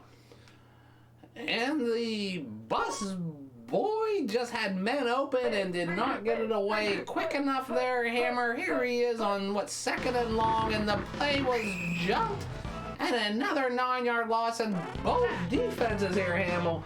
That's Brian Rosebush Noble on the tackle there, and both defenses come to play today. Yeah, the pressure that these defenses have been able to put on each other is impressive, to say the least. There was just relentless pursuit of the quarterback. They've knocked him back. It's 3rd and 27 for the Lions. Their offense is doing nothing but go backwards. And here's the busboy, 4 men wide, and that's all you can do is toss it to the soul and see what he can do. He makes one way and miss, and he's across the 50, and he's a first down. My goodness, what a play, Hammer. My goodness, that's going to be the only tailback in the league, maybe even in history, where you can go, hey, it's 3rd and 27. We're going to give you a toss, see what you can do. And he goes out there and picks it up. Barry the Sultan Sanders. That's next level stuff from him right there. My goodness. Shifty, elusive, agile. Just all of the words you can use from your thesaurus to explain him. And here we go. What a run and escape here from the busboy. Looked like he was tackled again, and still got 6 stars, Hammer. Yeah, busboy likes to tuck it and run, pick up 7. It's a good pickup, but I think he's just not seeing guys downfield still. Gotta keep his eyes upfield and find those open receivers. And here, this Packer defense can do nothing to contain the Sultan. Here will make a man miss at the 20 and down to the 12-yard line. Tell you what, all those adjectives, the one that's standing out the most to me is just he is playing fast, Wingo. The man can run, the boy can scoot. The kid can shuffle. Tell you what, he is fleet of foot, and the defense cannot keep up with him right now. It's impressive. And just happy to be able to watch him. Here we are in week 2, and he is already taking over. The busboy dropping back. He has been open. Surveys, throws, finds the Sultan for the touchdown. And I was worried there for a second. Busboy took forever to decide where he's going to go with that ball. For a droopy ball in there to Busboy, but he was wide open. He walked across the goal line for a touchdown, and that's 7 points for the Lions there. Go. And here we go, 7-0 on the Lions. Let's see how the Dungeon Master and the Packers respond here just into the start of the second quarter. Lions offense. This is Robert Flapjack Brooks on the return. We'll get to about the 19-yard line, Hammer. Ooh, Hammer. That Lions offense started giving the ball to the Sultan, and things changed. They started moving it, and they punched it in for 7. Let's see if the Packers can respond here. The worst part about picking plays is I don't always remember which team I am controlling. I just try to pick which. Oh my goodness! And here, the fumble. Who was that, Stevens? But the Packers will pick up. What a pickup by who was that? Harris, Jackie Milky Way Harris on the recovery. Hammer. What a play from him. And the tight end, Jackie Milky Way Harris, is just in the right spot at the right time after the fumble there by Gumshoe. They just take the gum off his shoes and they put it on his hands so that ball doesn't slip out Wingo, because you cannot be fumbling and turning the ball over, especially when you're down in the game. And this is a big drive for them. Coming back would be huge. And here's the reverse for Go Route, who will find some space, make one man miss, maybe one more cut there, Hammer. He had a chance to break it. Yeah, Go Route is a playmaker. He'll do it through the air. He'll do it on the ground. He'll do it however he needs to. The Packers just need to get the ball in his hands and let him work, because he can be a difference. Now this is a playbook, Hammer, we have up here for the Dungeon Master. 4 wide, and he just decides to run it. He does get the first down. He does get the first down, though, for the Dungeon Master. What a play. He picks up the stakes. He has a cannon for an arm, and he had guys running downfield, but he sees an open lane. He says, hey, I can move the sticks. I can get us a new set of downs. He decides to tuck it and run, and he does just that. The Packers moving on offense here. Here's the Dungeon Master from the shotgun, a man in motion. He will have time, surveys downfield, and he will throw it down to, who is that? That is Milky Way for the diving catch. My goodness, Hammer. And the tight end split out wide there. He'll work in any spot on this offense, in the slot, out wide, the flanker slot, from the tight end spot. He'll block. He's got enough speed out there to beat a cornerback on a go route. And a beautifully thrown ball from the Dungeon Master there. I just want to say, Hammer, you have a wonderful way of describing the play to the viewer and what is going on and what has happened and why it is. And we should be lucky to see everything as well as you do. I appreciate that, Wingo. I think it just comes with experience. Spent 16 years in the league on 17 different teams. I've seen it all. I've done it all. And, it's easy when I'm sitting in the booth next to you. You call a great game. You make it easy for me to get in and out. And here, a nice throw, pitch and catch from a Dungeon Master to Clayton there. And the Dungeon Master finds North Kiddie Pool Clayton across the middle for the first down. Hammer. Quite the drive the Dungeon Master's putting together.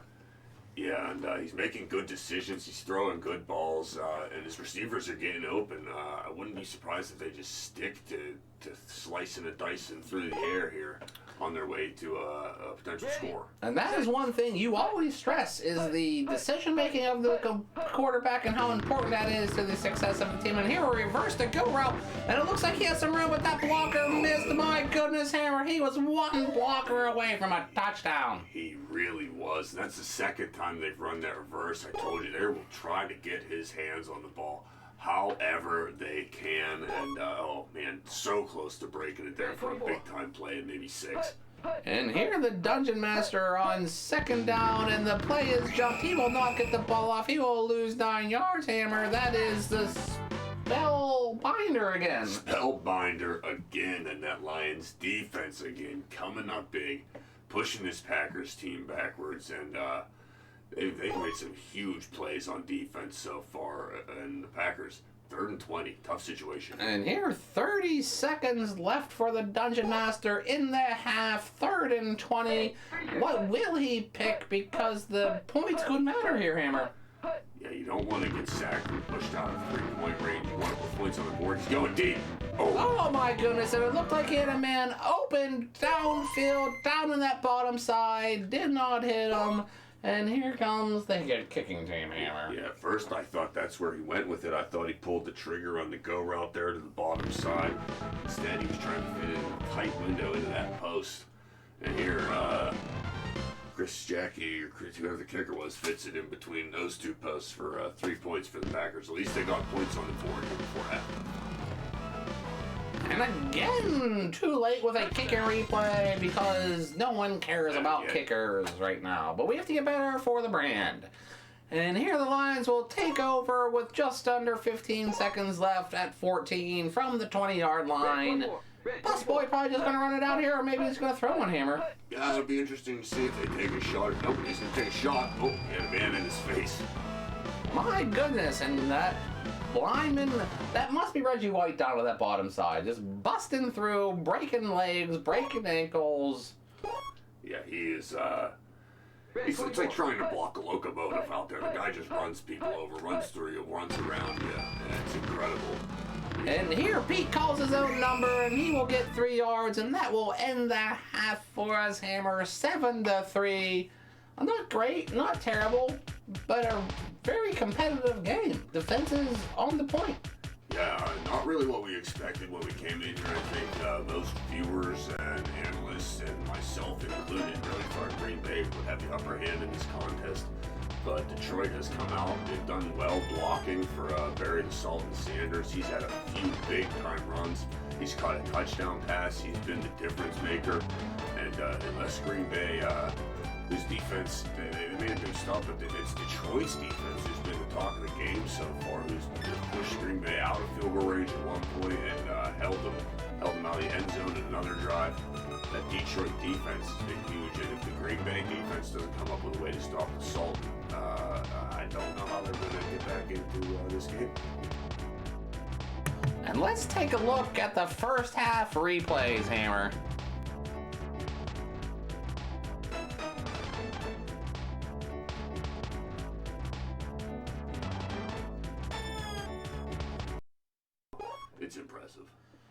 And just happy to be able to watch him. Here we are in week 2, and he is already taking over. The busboy dropping back. He has been open.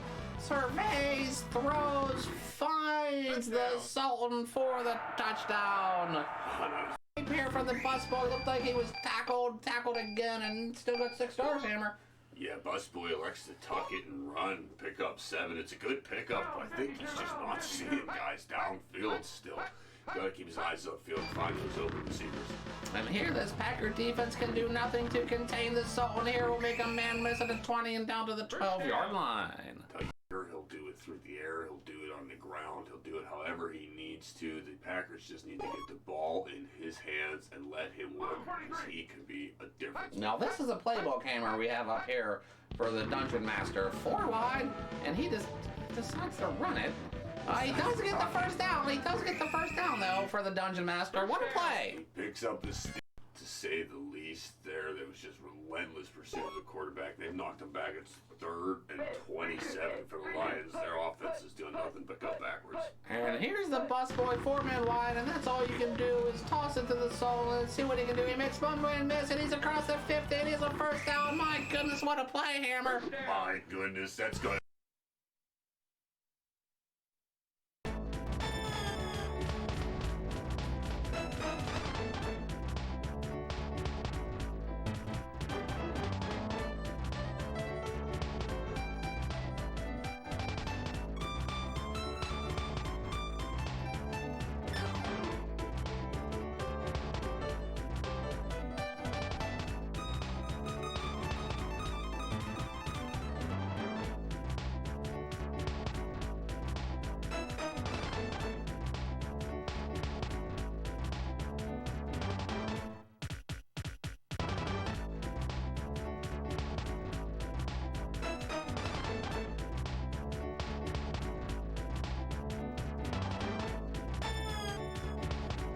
And let's go to the second half between the Lions and the Packers. The Lions up 7-3. Here they are kicking. That is Jason Mousetrap Hansen and Mousetrap Hansen. Someone will take kick returner. You ever seen a Mousetrap, Wingo? Flapjack will take the... enormous. I am distracted apparently, but here we go. We're back. 1st and 10 on the 20 for the Dungeon Master. 3 men wide, 2 men to the strong side up top. He will drop back. He has some time. Surveys. He's going to run. Yes, he gets away. Makes 1 man miss. He is my goodness, made a couple nice moves there for the first down, Hammer. You know, sometimes you forget. Sometimes you forget how athletic some of these guys are. And Dungeon Master right there is showing you that when he needs to, those feet can get going. They can get moving, and he can scoot sometimes. He kind of reminds me of some of the plays that Stage 5 made from the earlier game. Stage 5, yeah, he did take off a couple times and was surprisingly quick. And here, a beautiful delivery. And what a great throw. Are they fumbles? My goodness, Kenny Paul fumbles. What a big play there. Looked like the Packers are going to pick up a big chunk of yards through the air. It was a great throw, great catch. But the Lions punch it out and turn it over, and they could be in business here. And Dungeon Master found Kitty Pull with room, but that one hit knocked the ball loose, and here we go. Detroit will have the ball, and here they go. Jump the snap, and they'll get Sultan in the backfield, Hammer. Yeah, the Green Bay Packers were all over that one. They went to the Sultan around the outside. He was met by looked like about 7 green jerseys, and they knocked him down for a loss of 4. And still, both these defenses continue to be on top of the game. Here we go, 2nd and 14 from the busboy, 4-man wide. He drops back, has time, surveys, has some men downfield. He will throw it down to Perryman, who will catch it at the 20. Make 1 man miss, 10-5, touchdown Lions. That is Brett Puddin' Pop Perriman. Puddin' Pop over the top on that play. My goodness, Running Pete, he had the pocket, he had time. He saw the man downfield and took a shot that time. Puddin' Pop was beyond the defense. What a play. And that seemed like the first time where he really saw the man downfield, Hammer.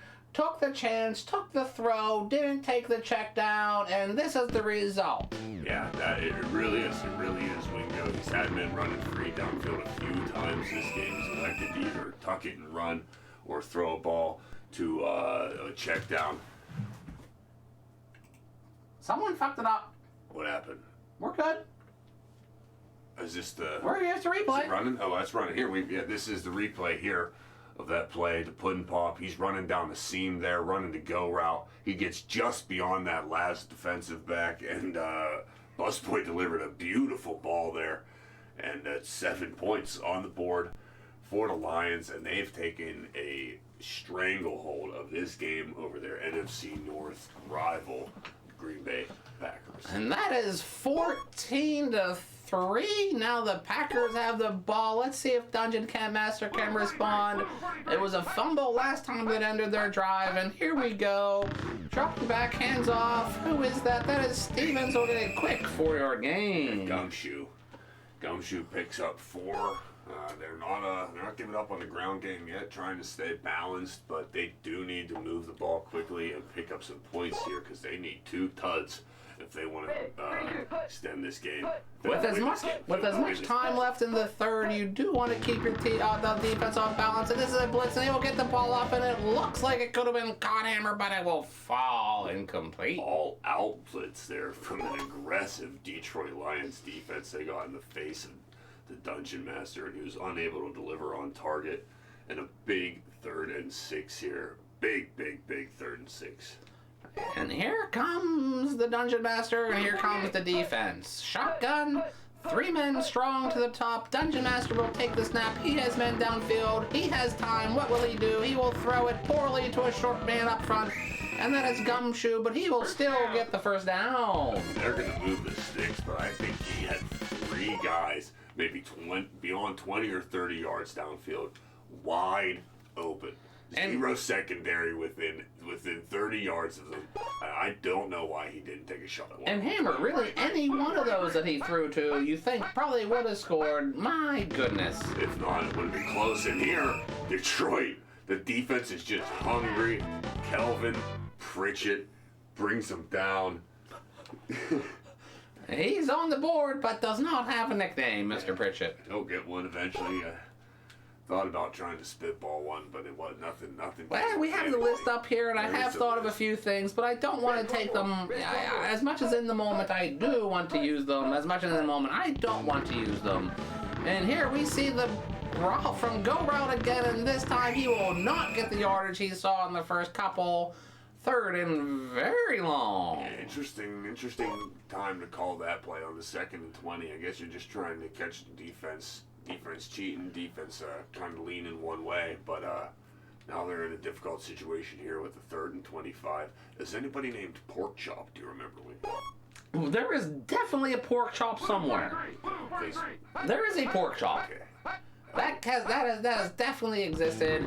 And here the defense will get through, but he gets the pass off and a diving interception. Oh, no.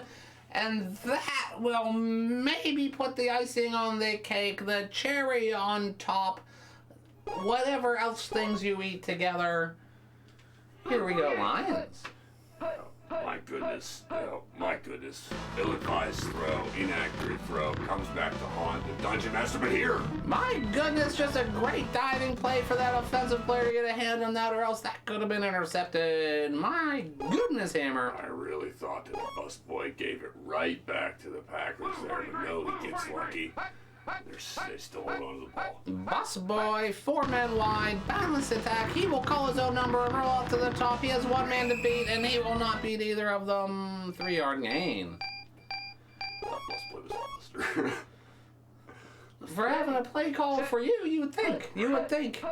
And here, Busboy, 2 men strong to the top. He will hand off to the zone, who will... Yeah, will he get it, Hammer? Will he get It's it? a big measurement here. First down, Lions. The chain gang says he just got enough. That's a big time first down there here going into the 4th quarter.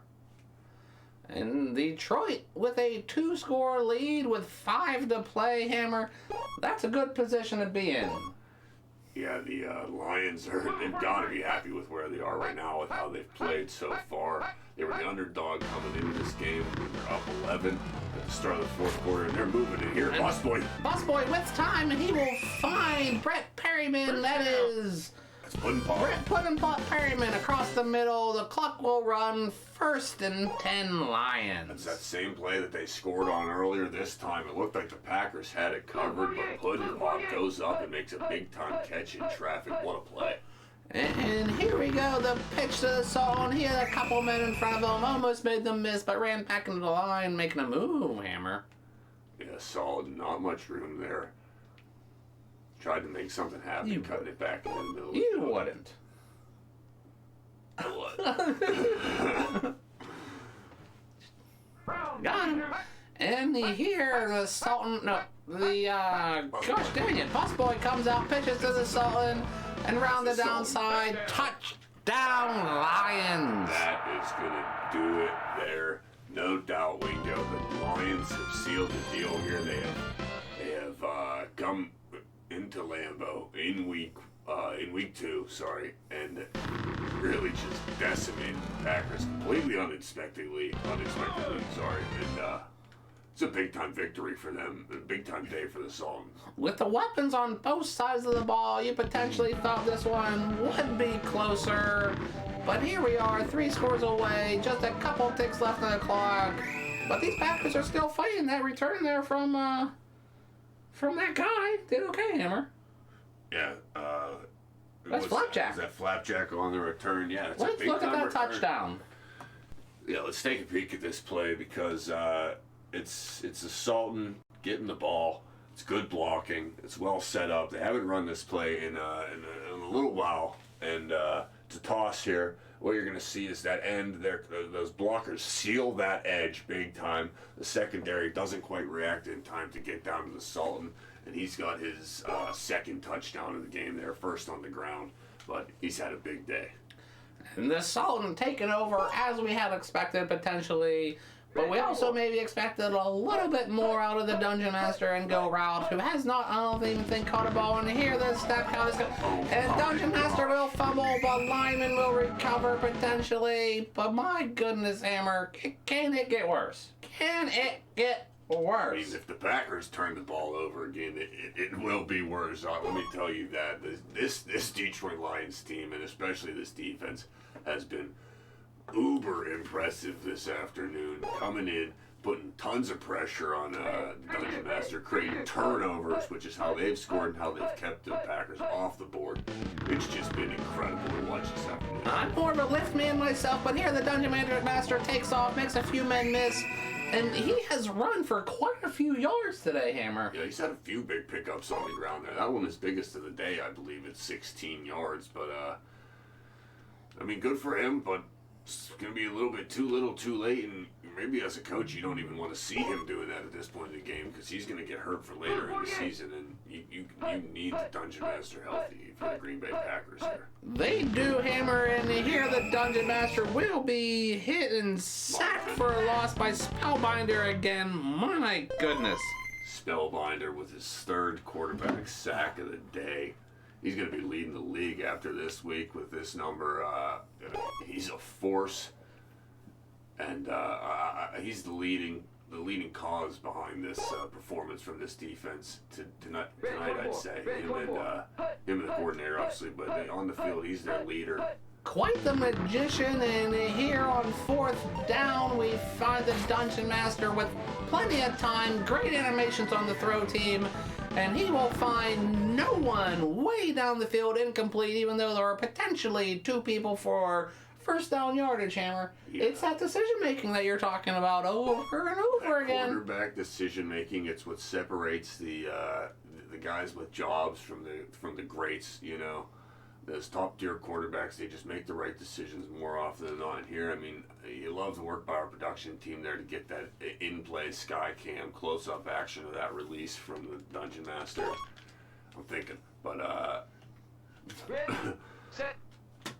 it didn't work out for him. Threw it into coverage, turned the ball over, And here, a busboy, quick pass to the Sultan will get 7 yards, and he's got to be approaching 100 yards now, Hammer. I don't know the exact stats because our intern sucks, Kevin.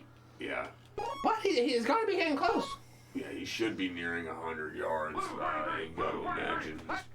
He's having quite a day on the ground. And here the busboy, 3 men wide, will choose the Sultan, who does not get caught from behind. And my goodness, those zigs and zags between those players, Hammer. I know that was only an 8-yard gain, but my goodness, the moves and the weaves and the tight selection of how to get his body through there. Now, I played in the league with a couple of the greats, you know, some shifty guys, some real agile and ankle breaking kind of dudes out there. But I think Barry Sanders is the best I've ever seen. The way he makes guys miss like that, it is incredible. And here the busboy has a man at the end zone, but what a leaping knockdown from the defender. Doesn't change the game, but keeps it from getting worse, Hammer. Yeah, I mean, the Packers, they got to play for pride right now. They don't try to keep the Lions out of the end zone here and make this game don't look like a complete blowout in here. And here they jump the snap count and get a nice loss. It'll be 3rd and long for the busboy. Yeah, it's a good play there. I'm sure the Lions just like to run this ball out. And the Sultan has some room. If he got a block, he had some room up top, but he will just get tackled, and that will end the game. Hammer, what a day for the Lions. What a day for the Sultan. Good plays all around on the defense, but just coming up short for the Packers. Yeah, the Sultan, he went ahead and had 12 carries for 89 yards. That's a pretty big day. Puddin' Pop, he caught, I think, those only 2 catches. No, minus the Sultan touchdown. Puddin' Pop had 2 big plays there for 70 yards. The Packers, you know, the Lions defense just shut them down. They had the scouting report right, they had the plan right, and then they came out and executed it, and they just worked their butts off all day. What a great performance from them. They've got to be happy. And the Packers, they've got to figure things out because they expect it to be a better team than that, and they need to be going for it. And let's take a look at those second half highlights, Hammer.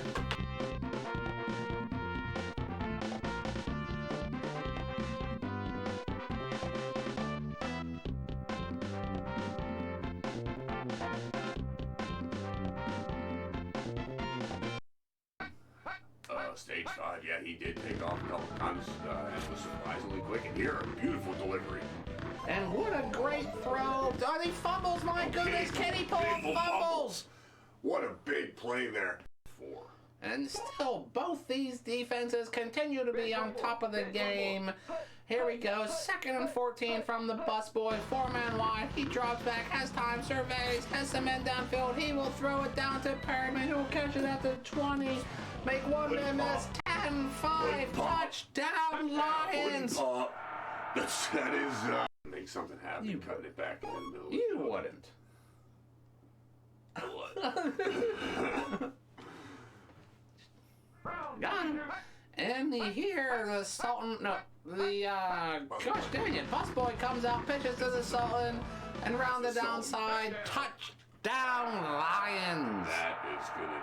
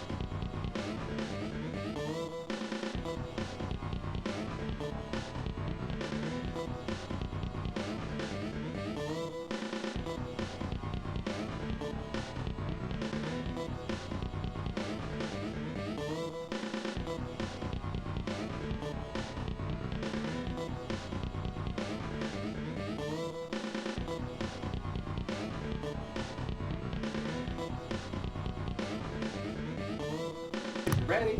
We are here. That is way probably loud. Should I have turned that? I don't know why I twisted that. I just instinctually kind of grabbed her and twisted her a little bit. Because it's flaccid shape. I just wanted to get my hands it's on it. flaccid. The stand does not work great. I'm Dick Region, taking over for the duo of Steve Wingels Just hit and it. Beau Hammerton, who just called a one-sided game between the Detroit Lions and the Green Bay Packers. It was a good battle. It was a good battle.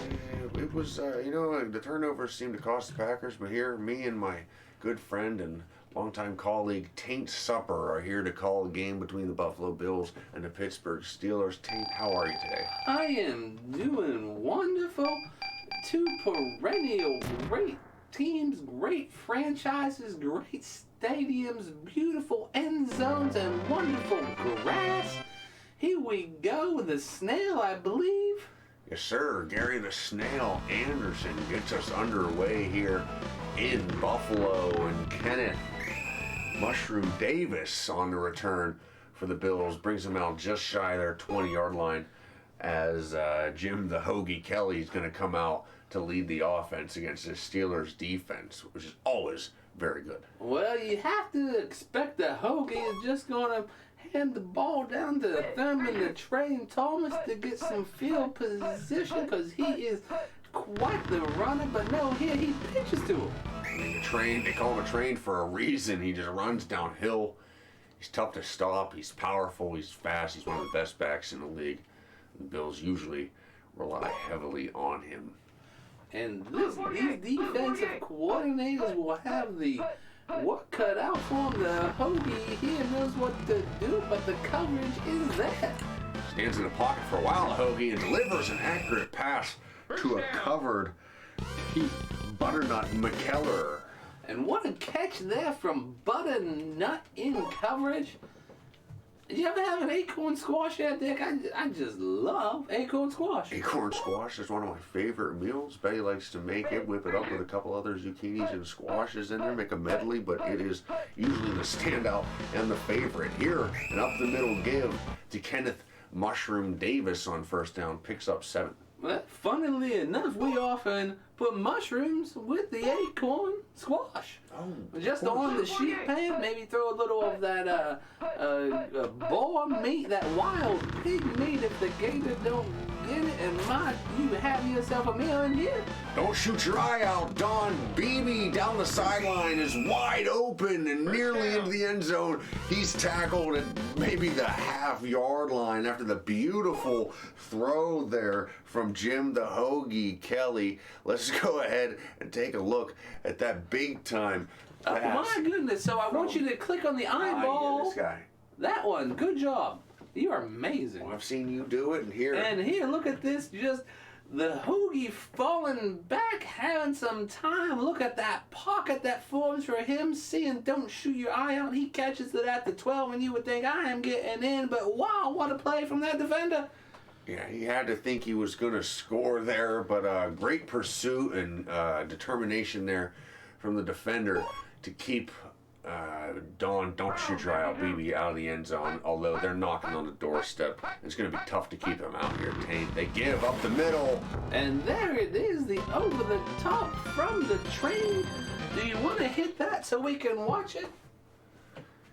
And I'm just over here to check on something, Dick. I do not mean to intrude. I just want to turn this other thing on, this other thing off. And here we go.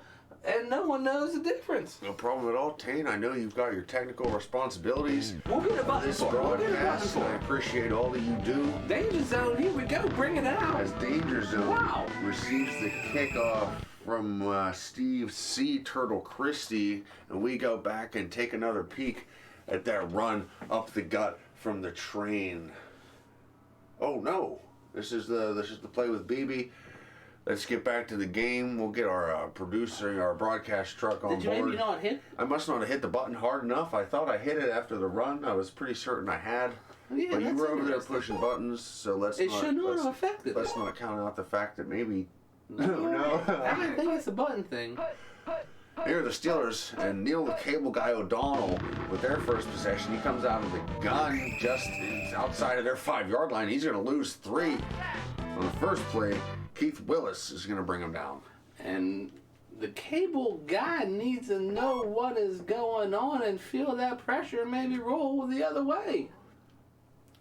Yeah, it looked like he ran toward the pressure there. The pocket was fairly well developed. He's under the center here from the 6 on second down, but tossed to Merrill. Find away Hodge, who finds a way for 4 yards, but can't get past that second level of defenders. And I think some of these offensive players need to just get going downhill, not make these ziggy and these zaggies.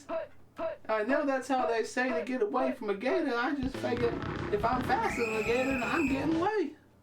And the Cable Guy could not get away from Keith Willis here, who gets his second sack. Maybe he should have used some ziggy zaggies there. I'm not sure how similar Keith Willis is to a gator. He's got some pretty good lateral movement right there on that play. And my goodness, it seemed like that punter just waited forever. Old penalty slot took forever to kick at.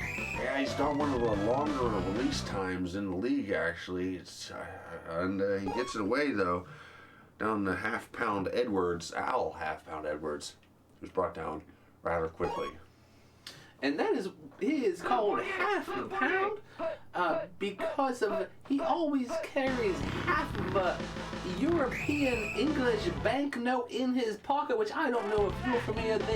Their money is called a pound, Dick, and he has one cut in half that he has in his shorts every game. Interesting. Now, I would have been under the impression that it was a weight kind of like half a pound.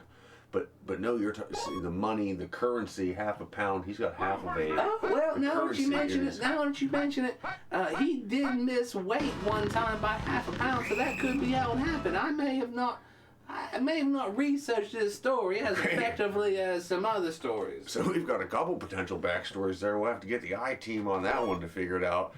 After a sack and a stop in the backfield here, the Bills left with a third and 23 here. Let's see what the Hoagie and the offense comes up with. And the Hoagie is such a great name. I don't know where you're from. It could be a submarine. And oh no, and here. And a lot of different names for different sandwiches all over the place. And here the Hoagie is brought down by Greg Grizzly Bear Lloyd. What a play by him to force 4th and 31. You don't see that very often, Taint. My goodness, Dick. I am just sitting here in awe of what I am witnessing, not only on the field, but what you are doing in your performance. And here, this seems like it might be a short kick over here to Driftwood. Yeah, Chris Moonrock did not get all of that as Dwight Driftwood Stone takes around the 50 and makes a handful of men miss. What a play. What a run back. What a return there. You just got to make sure you're pushing that in the whole goddamn way. I pushed it in. Well, I don't know. Let's see. Let's see the replay. Push the button. Let's see. Let's watch that return there from Dwight Driftwood Stone after the short punt from great work. I appreciate you. Rockmore there, Taint. And old Driftwood, my goodness, look at this play. Not only is he has transition to the quick punt, he has to miss when his blockers don't work, and he makes a couple moves. And those couple 18 yards, my goodness, that young man had to make about 12 dozen moves. Yeah, he broke one, tackled one, and he was able to get his hands on him. Then he made about 7 miss, picks up 18, and now the Steelers looking to march down and tie this game if they can. And we head into the second quarter, approaching halftime. They are down. They need to do something. Here's the Cable Guy. On the better side of midfield to start this drive after He's big man time. open, but my goodness. He did, Taint. You're right, man. Streaking down the sidelines, wide open. Decided to look for a check down. Couldn't find him. Cable Guy. I do not know what Cable Guy is thinking, what he is reading, what he is believing, but I'm going to tell him to switch churches. Yeah, he's got to get himself figure it out here, but here he does. He takes a deep shot to Dwight Driftwood Stone, who goes up and catches that ball way up high. What a play. That's from a tailback there. That's not a receiver going up and making that play, Taint. That's impressive. And my goodness, what a leap, what a catch there from Driftwood. It wasn't that he was open, but he did have some space. And Cable Guy said, I will be there during that time. Yeah, it looked like you're exactly right. Cable Guy could see that space, knew that Driftwood was heading there, put it out in front of him, and then Driftwood went up and made the catch up high. Let's take a peek at it, Taint, here. This is the throw from Cable Guy. My goodness, just what a throw and catch. You're going to see Cable Guy see some space, but Driftwood's going to have people under him and over the top, and somehow it's just going to drop in. He's going to be able to make the catch between those defenders. Touchdown, Steelers. It's a beautiful throw, and it's a lot of trust you have to have in your receiver there as a quarterback. A lot of familiarity you've got to have to throw that ball and know that he's trust him to go up and get it. Here's a direct snap to the train on first down from the Bills, but he only gets one. And as much off guard as you think they could have been caught, this Steelers defense was ready for that, and even I wasn't. Yeah, they are always expecting the ball to get in his hands. Are they going to do it again? Are they in the same formation? No, they were in the gun again, but they didn't give it to him. That's it's the Hoagie with plenty of time. He's taking a shot way downfield, and it's going to get picked off. Looked like he was looking for the train, and Darren Spaceman Perry is going to come down with the big-time interception in the Steelers secondary. What a play. My goodness, what a defensive play there. It seemed like there was some players open, but the defense was able to jump on that ball. And this is Barry Bananas Foster first touch on offense. He gets the handoff around the bottom side there, around the outside. He picks up a first down. And that is Bananas Foster. I do not remember saying his name yet before, but I'm sure we will say it after. First down, Steelers. He's usually a big component of this offense here. Cable Guy has some time, throws to a covered check down, and it falls incomplete. Interesting decision making there, Taint. I just have to worry about that decision making. As I always say, and I've heard others say, the decision making of the quarterback is of utmost importance, and he's just not doing it there today. Here, it's a good decision always to turn and hand the ball off to Barry Bananas Foster. He picks up a decent chunk on the ground and turns it into a 3rd and short for the Steelers offense. So here we are, 7-7 with just under 2 to play, and it's 3rd and short for the Steelers. What do? I think they're going to be aggressive and they're going to go forward here. And here they are in the shotgun. And they do need the ball, move the ball a decent chunk. The time is not on their side. They do have 3 timeouts. He's going to take a shot here in the middle of the field. That's Dwight Driftwood Stone. He's chased down by the Bills. First down. But not until he picks up a huge chunk of yardage and moves the Steelers onto the Bills side of the 50. And the Steelers looking good here, Taint. And on the stat sheet, that is just going to come up as 1 reception for 23 yards. But the impact and the size of that reception in the moment will not be recorded. And that is what we are able to witness. Let's go ahead and take a look at how that receiver was able to separate and get open just a play ago on that big Bills play on offense there, Taint. And we see not the Bills, but the Cable Guy on offense dropping back. He has 4 wide, but everyone is downfield and open. And he picks the shortest of the bunch, and they're still able to get down to inside the 450-yard line. And there's a couple times now where we've seen men running deep for a Cable Guy, and he elected to check down. Dwight Driftwood Stone, though, made the most of it. Picked up quite a few yards, and here Steelers in the gun on this play, just inside the 40, and he's going to be brought down. Big time sack from this Bills defense. That's My Bennett. Goodness, and I have talked to Cable Guy, and I know that area between 20 and about 35 or 36 yards is where he is looking almost all the time. Shorter than that, of course, every now and then. Longer than that, not so much. But that is what he is talking. Oh my goodness. Wow, wow, wow, wow, my goodness. Every quarterback does have their preferred windows and favorite throws, but no quarterback likes being sacked 2 plays in a row by the same guy. That's going to take us into halftime there. A disappointing conclusion of that drive. Hit the Tecmo button. From the disappointing conclusion of that Steelers drive there, as they were hoping to put some points on before the end of the half. Taint, we've got a 7-7 ball game going into the second half here. And what a tight game here that we have seen. These defenses have been on the ball, so to speak, and these offenses have been doing their best with what they've got, but they just got to see better decision making here, Dick. Yeah, decision making has been a big part of it, and here, let's take a look at all the big plays that have happened in the first half of this ball game. All right, cool.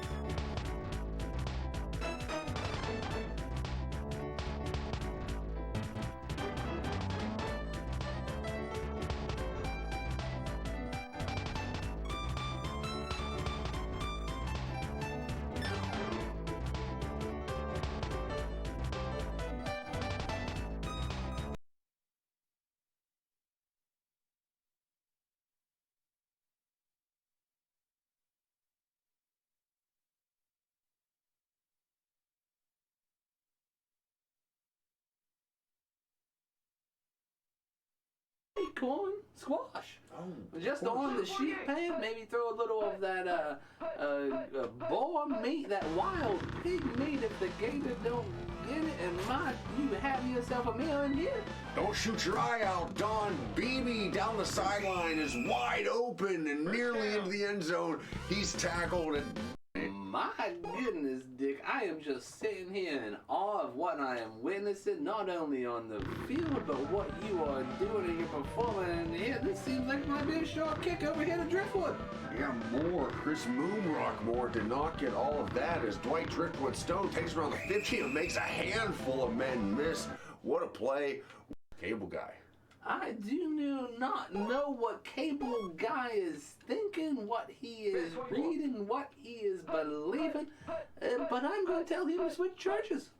Yeah, he's got to get himself figured out here, but here he does. He takes a deep shot to Dwight Driftwood. To play, and it's 3rd and short for the Steelers. What do?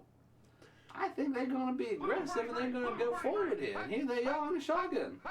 And they do need the ball, move the ball a decent chunk. The time is not on their side. They do have 3 timeouts. He's going to take a shot here in the middle of the field. That's Dwight Driftwood Stone. He's chased down by the Bills. First down.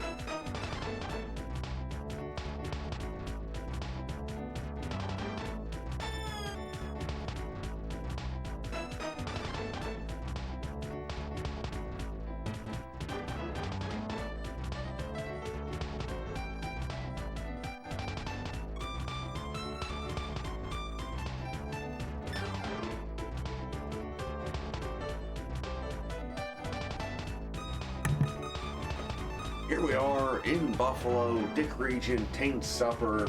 Far different game here than called earlier in the day by our colleagues Wingo and Hammer. We've got a tight contest here, 7-7 between the Steelers and the Bills. As danger zone, Woodson is going to take the opening kickoff of the second half out across the 50. What a start here for the Steelers. And my goodness, what a kick return there we saw from the danger zone. Off a short kick there from the Sea Turtle there, Dick. Yeah, that's why they call him danger zone, because, you know, you kick the ball to him, it's dangerous, he can make plays. And here, Bananas Foster had guys all over him in the backfield. He was untouched until he got 6 yards downfield, and a pile of them got to him. My goodness, it looked like he was gonna be hounded back in the backfield like an armadillo hounded by a wasp, but he got through and somehow got 6 yards.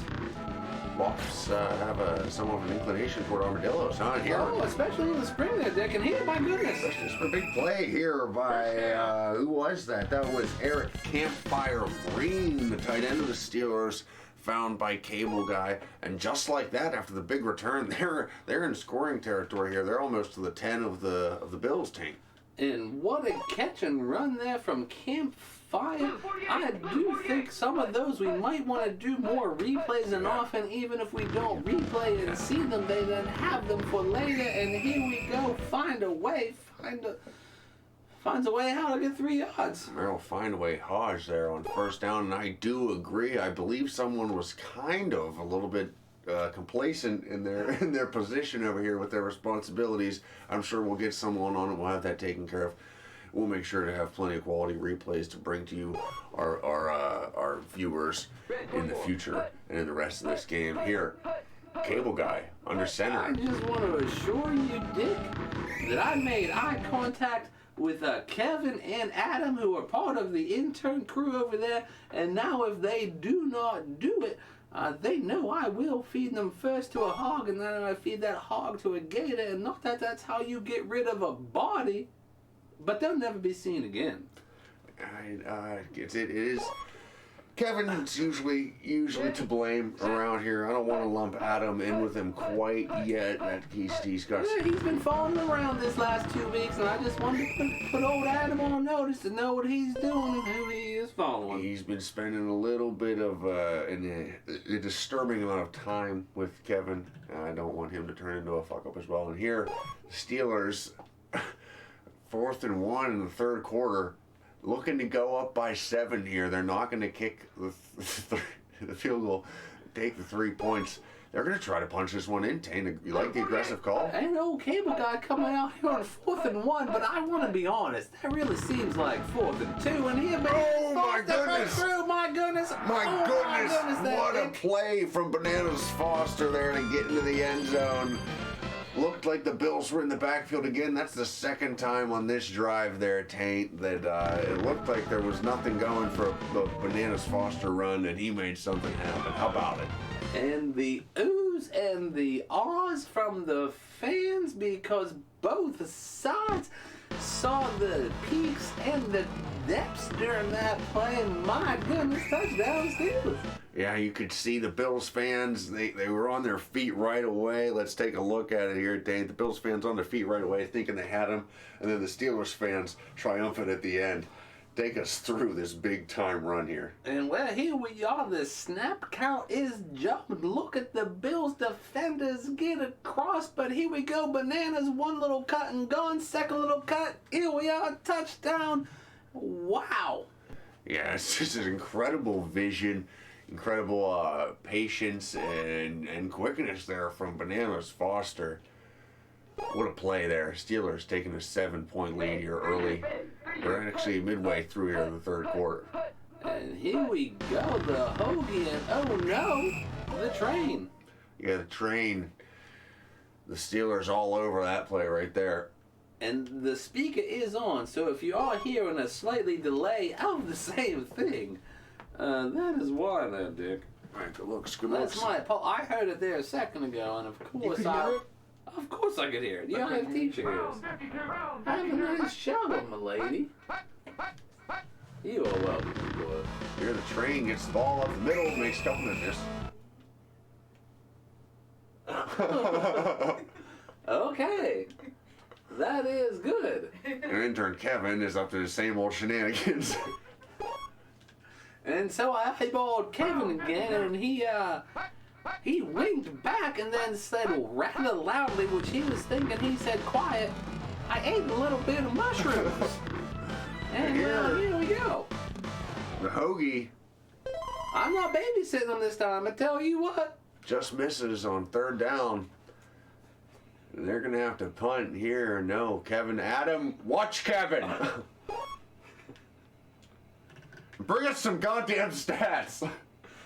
And here we go on the punt. And Oh, my my goodness, that goodness. seems like as close. Oh. I never know how these punters get this ball off. That's an incredible job there from Chris Moonrock Moore, who punts that about 30 yards further than his punt earlier this game. He had a man right in his face. Driftwood couldn't get anywhere there on the return. Steelers, though, 7-point lead. Here we go. Let's see what the cable guy can do with this offense. This seems like a time to put the ball away, put the game away, or let the other team back in. No.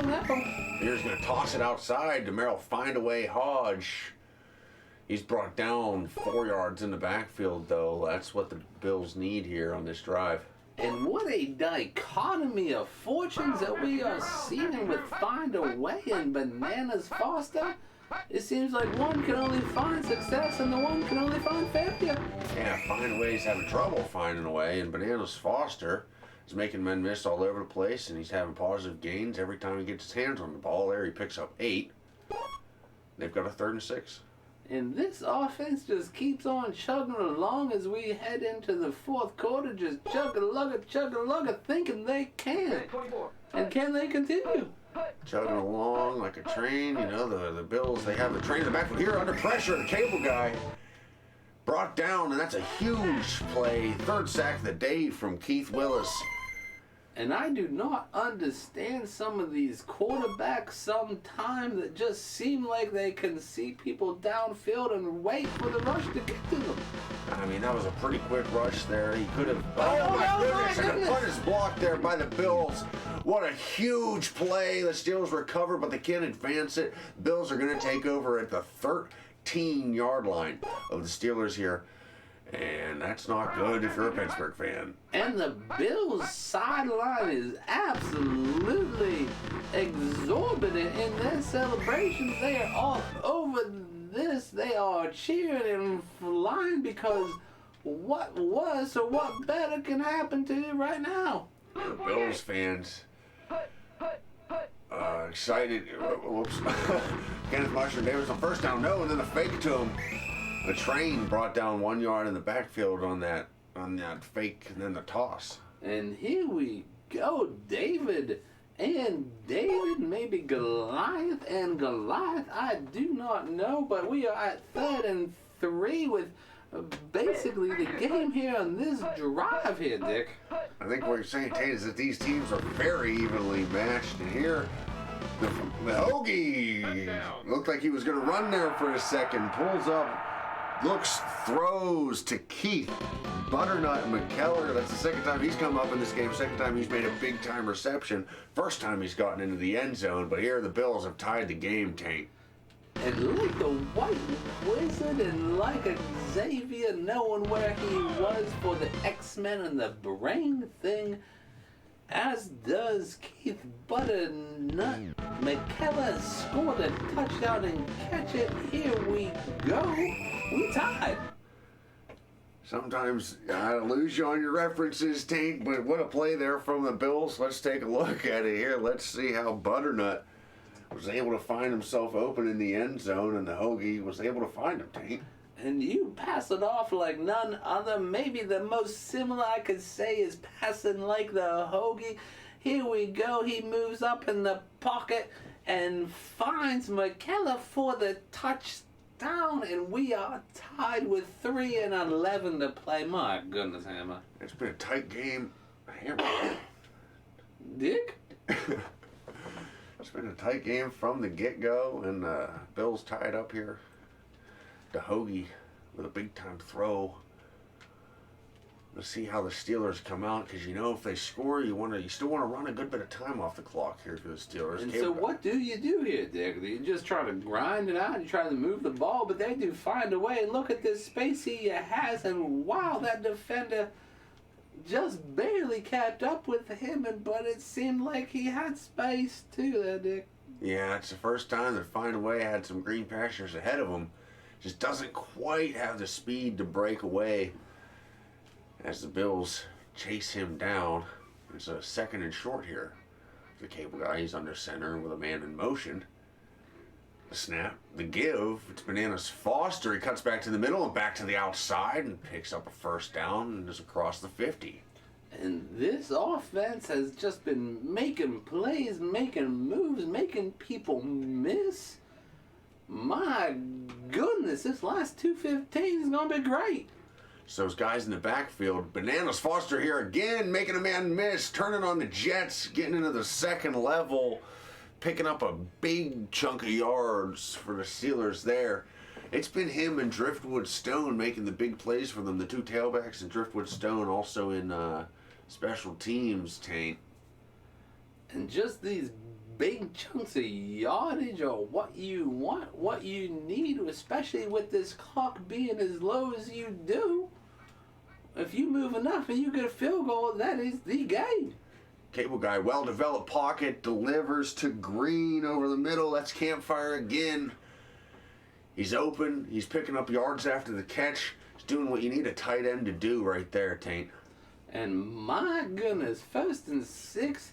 Here we go. 1st and goal. Here is the game. You are going to need some on the defensive side of the ball to change this. It's Find a Way. It's Find a Way up the middle. That's what they go with. And he's into the end zone for his 1st touchdown of the afternoon. I did. Sorry.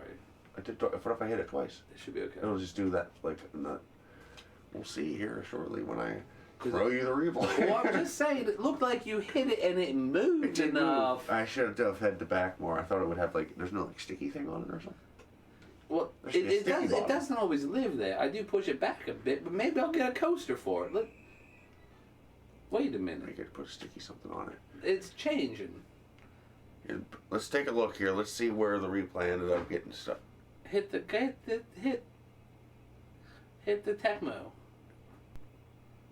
Now, wait a second. Now hit the replay. Wonder what it might be. Is it going to be the touchdown? Let's see if we have it queued up right here. Yeah, this is the run here from Find a Way. Find a Way. This is just up the middle, and there is no one there, and he gets through. My goodness, what a call! What blocking! Gaping hole in that offensive line, and an authoritative spike in celebration after the touchdown there from Find a Way. The Bills, they've got to go 75 yards in these last 53 seconds if they want to extend this game. And that is not an easy task. It is a tall task. And here, with men way downfield and yardage needed, the Hoagie decides to throw it to his shortest receiver, who is also covered. And luckily for him, falls incomplete. That is lucky, because had he caught that, that might have run up there 10 more seconds just before they was able to get the ball up to there. Yeah, that time is ticking against them here. They've got to be careful with the ball inbounds. Here he takes a shot to shoot your eye out. Oh, no. And he overthrows him. He had a chance to get in the end zone if that ball was delivered accurately. But the Hoagie misses. And it seemed like he had some open space, some room, and even had he not scored, he would have gone upfield enough. They maybe could have got another playoff and gone in the end zone. And this here looking like it could be the last play of the game. He's going to decide to hit Don't Shoot Your Eye Out. He does. He's at the 30. He's at the 20. Are they going to catch him? He's at the 10. He's going to make it into the end zone. It's Don't Shoot Your Eye Out. His time expires. Oh, my goodness. Oh, my goodness. What a play. What a play there by the Bills. Why did I have to do that? Maybe we didn't do it after the last replay. I don't know why it is doing that. I definitely didn't do it after the last replay. Okay, then So it was just behind us. But it was still showing it. It was still showing it because I have it disappeared. My bad, And but my goodness, though. We're going into overtime here between the Bills and the Steelers. The Bills have won. Ooh, didn't you get in 3? They win the toss? Did they win the toss? Yeah, they won the toss. They elected to receive. The Steelers are going to kick here off to Kenneth Mushroom Davis. Usually the first team to possess the ball wins in these overtime scenarios. Taint. Well, that is what typically happens because all you need is just to score a touchdown or a field goal. Before we get into this overtime period, let's look at this big throw here from the Hogue. Oh, no, somehow it's the incompletion. That's because potentially happened that we quickly. didn't switch back. Oh, and here. That's because I didn't switch back. It's because I didn't switch back. Damn. That would have to be it, because that would have been the time that I... But why would I have saved the incompletion? It was interesting how it replayed it How potentially. would I have saved the incompletion? We'll see. Sure. I told you to save it potentially. You always got to hit that last one. Yeah, I did. I hit it again right there. You're good. I saw you hit it. I saw you hit it. Yeah, damn. It would have been nice to see that touchdown again, that big time throw and catch. Now, I mean, with time on the clock It again. would have been. It would have been. With time on the clock again, I guess you can run whatever you want as the Buffalo Bills offense here. This first play of overtime, the Hoagie comes out with a split back and gives to Kenneth Mushroom Davis, who's brought down after a 6-yard gain. And really, it is overtime. We have a whole quarter. You have all the time in the world. When you're going to make a play, make a choice. You just need one score. Yeah, there really doesn't need to be any sense of urgency on the offensive ball for any side of the team, really, until... Well, you do need not turn it over. Going in and a tie here. And The Hoagie a shot deep again, and don't shoot your eye out, and he's got him with space again. That's a big time throw and catch, that deep go route to don't shoot your eye out. That's been a big time factor in this game, Taint. My goodness, I do not know how they just leave don't shoot your eye out open, because really when you look at the fucking passing plays, 3 out of the 4 straight down the field. Yeah, they love to go deep. They love to stretch the field vertically. And How is he not coming? Don't shoot your eye out is one of his favorite targets. I don't know, Taint. That Steelers defense, to neglect to cover him like that is a colossal mistake. And here, the direct snap. Thurman Thomas, as we go back and take a peek at that deep throw, don't shoot your eye out, Taint. What a rope from the Hoagie. And my goodness, the Hoagie just finds himself with time in the pocket. Look at that pocket. And then down the field, don't shoot your eye out uncovered. He just makes one little ziggy zaggy jooky jockey, and he's in the end zone there potentially. But he is tackled, and here we go. The Steelers have a chance, but not much of one there, Dick. Just seeming more and more like the Bills are going to win this game. Even a field goal here, they could kick it, and I believe by the sudden death rules of the 1991 NFL season, they would win the game. It is the first team to score during that time period. So it's probably conservative play calling from here on out, but they come out in the gun with 4 wide. The Hoagie. Oh, it's a direct snap again to the train up the middle. He makes one man miss and picks up 5. It's going to be a 3rd and short here for the Bills. And there he is at the 11 in the middle of the field. And not gonna lie, Dick, I am surprised they're not just coming out here and kicking this one. Yeah, they could fumble the ball, they could throw an interception, they could have penalties, they could get sacked. The points are right there for the taking. They're going to give to Kenneth the Mushroom Davis up the middle. They pick up the first, and now I think they might just go ahead and march out the kicker. Yeah, the kicker's coming out on the field for the Bills, and looks like they're going to try to take the 3 points right here and win this game, Taint. And this is not like college where the hash marks are way outside, but he will have to kick it across, and here we go. Field goal. 3 points. Victory, Buffalo. And on a little bit of an angle of a kick there, but short distance, he makes easy work of it. Here, that was easily the most exciting ball game of the weekend slate there, Taint. What a great way to end it. But all of what we have seen have been great. We saw some great players in those games, and look at the yardage and the throw, and then this one. Don't shoot your eye out. 3 receptions, 176 yards there, Dick. Incredible. Just a great afternoon for him. And here we go, Buffalo with the victory. With that victory, we'll go ahead and take a look at the second half highlights of that contest between the Bills and the Steelers.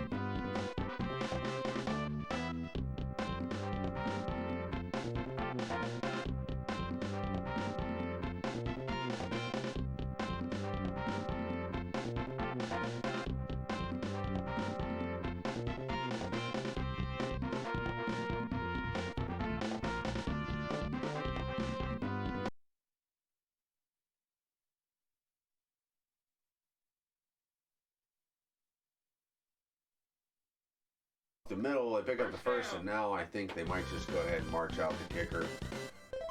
Yeah, the kicker's coming out on the field for the Bills, and looks like they're going to try to take the 3 points right here and win this game, Taint. And this is not like college where the hash marks are way outside, but he will have to kick it across, and here we go. Field goal. 3 points. Goliath and Goliath, I do not know, but we are at 3rd and 3 with basically the game here on this drive here, Dick. I think what you're saying, Taint, is that these teams are very evenly matched, and here the Hoagie looked like he was going to run there for a second, pulls up, looks, throws, go up by 7 here. They're not going to kick the field goal, take the 3 points. They're going to try to punch this one in, Taint. You like the aggressive call? I know cable guy coming out here on 4th and 1, but I want to be honest. That really seems like 4th and 2, and here, man. Oh, my goodness. Through. My goodness. My goodness. What a play from Bananas Foster there to get into the end zone. And this offense has just been making plays, making moves, making people miss. My goodness, this last 2:15 is going to be great.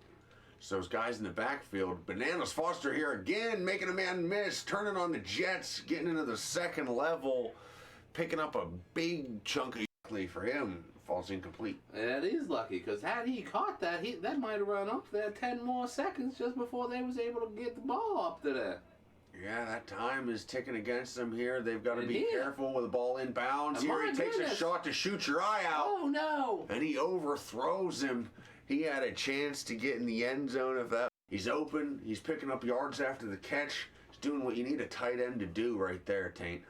And my goodness, 1st and 6. Here we go. 1st and goal. Here is the game. You are going to need some on the defensive side of the ball to change this. It's find a way. It's find a way up the middle. That's what they go with, and he's into the end. And even had he not scored, he would have gone upfield enough. They maybe could have got another playoff and gone in the end zone. And this here looking like it could be the last play of the game. He's going to decide to hit. Don't shoot your eye out. He does. He's at the 30. He's at the 20. Are they going to catch him? He's at the 10. He's going to make it into the end zone. It's don't shoot your eye out. His time expires. Oh, my goodness. Oh, my goodness. What a play. One score. Yeah, there really doesn't need to be any sense of urgency on the offensive ball. And even had he not scored, he would have gone upfield enough. They maybe could have got another playoff and gone in the end zone. And this here looking like it could be the last play of the game. He's going to decide to hit. Don't shoot your eye out. He does. He's at the 30. He's at the 20. Are they going to catch him? He's at the 10. He's going to make it into the end zone. It's don't shoot your eye out. His time expires. Oh, my goodness. Oh, my goodness. What a play. One score. Yeah, there really doesn't need to be any sense of urgency on the offensive ball for any side of the team, really, until What do you mean not turn it over?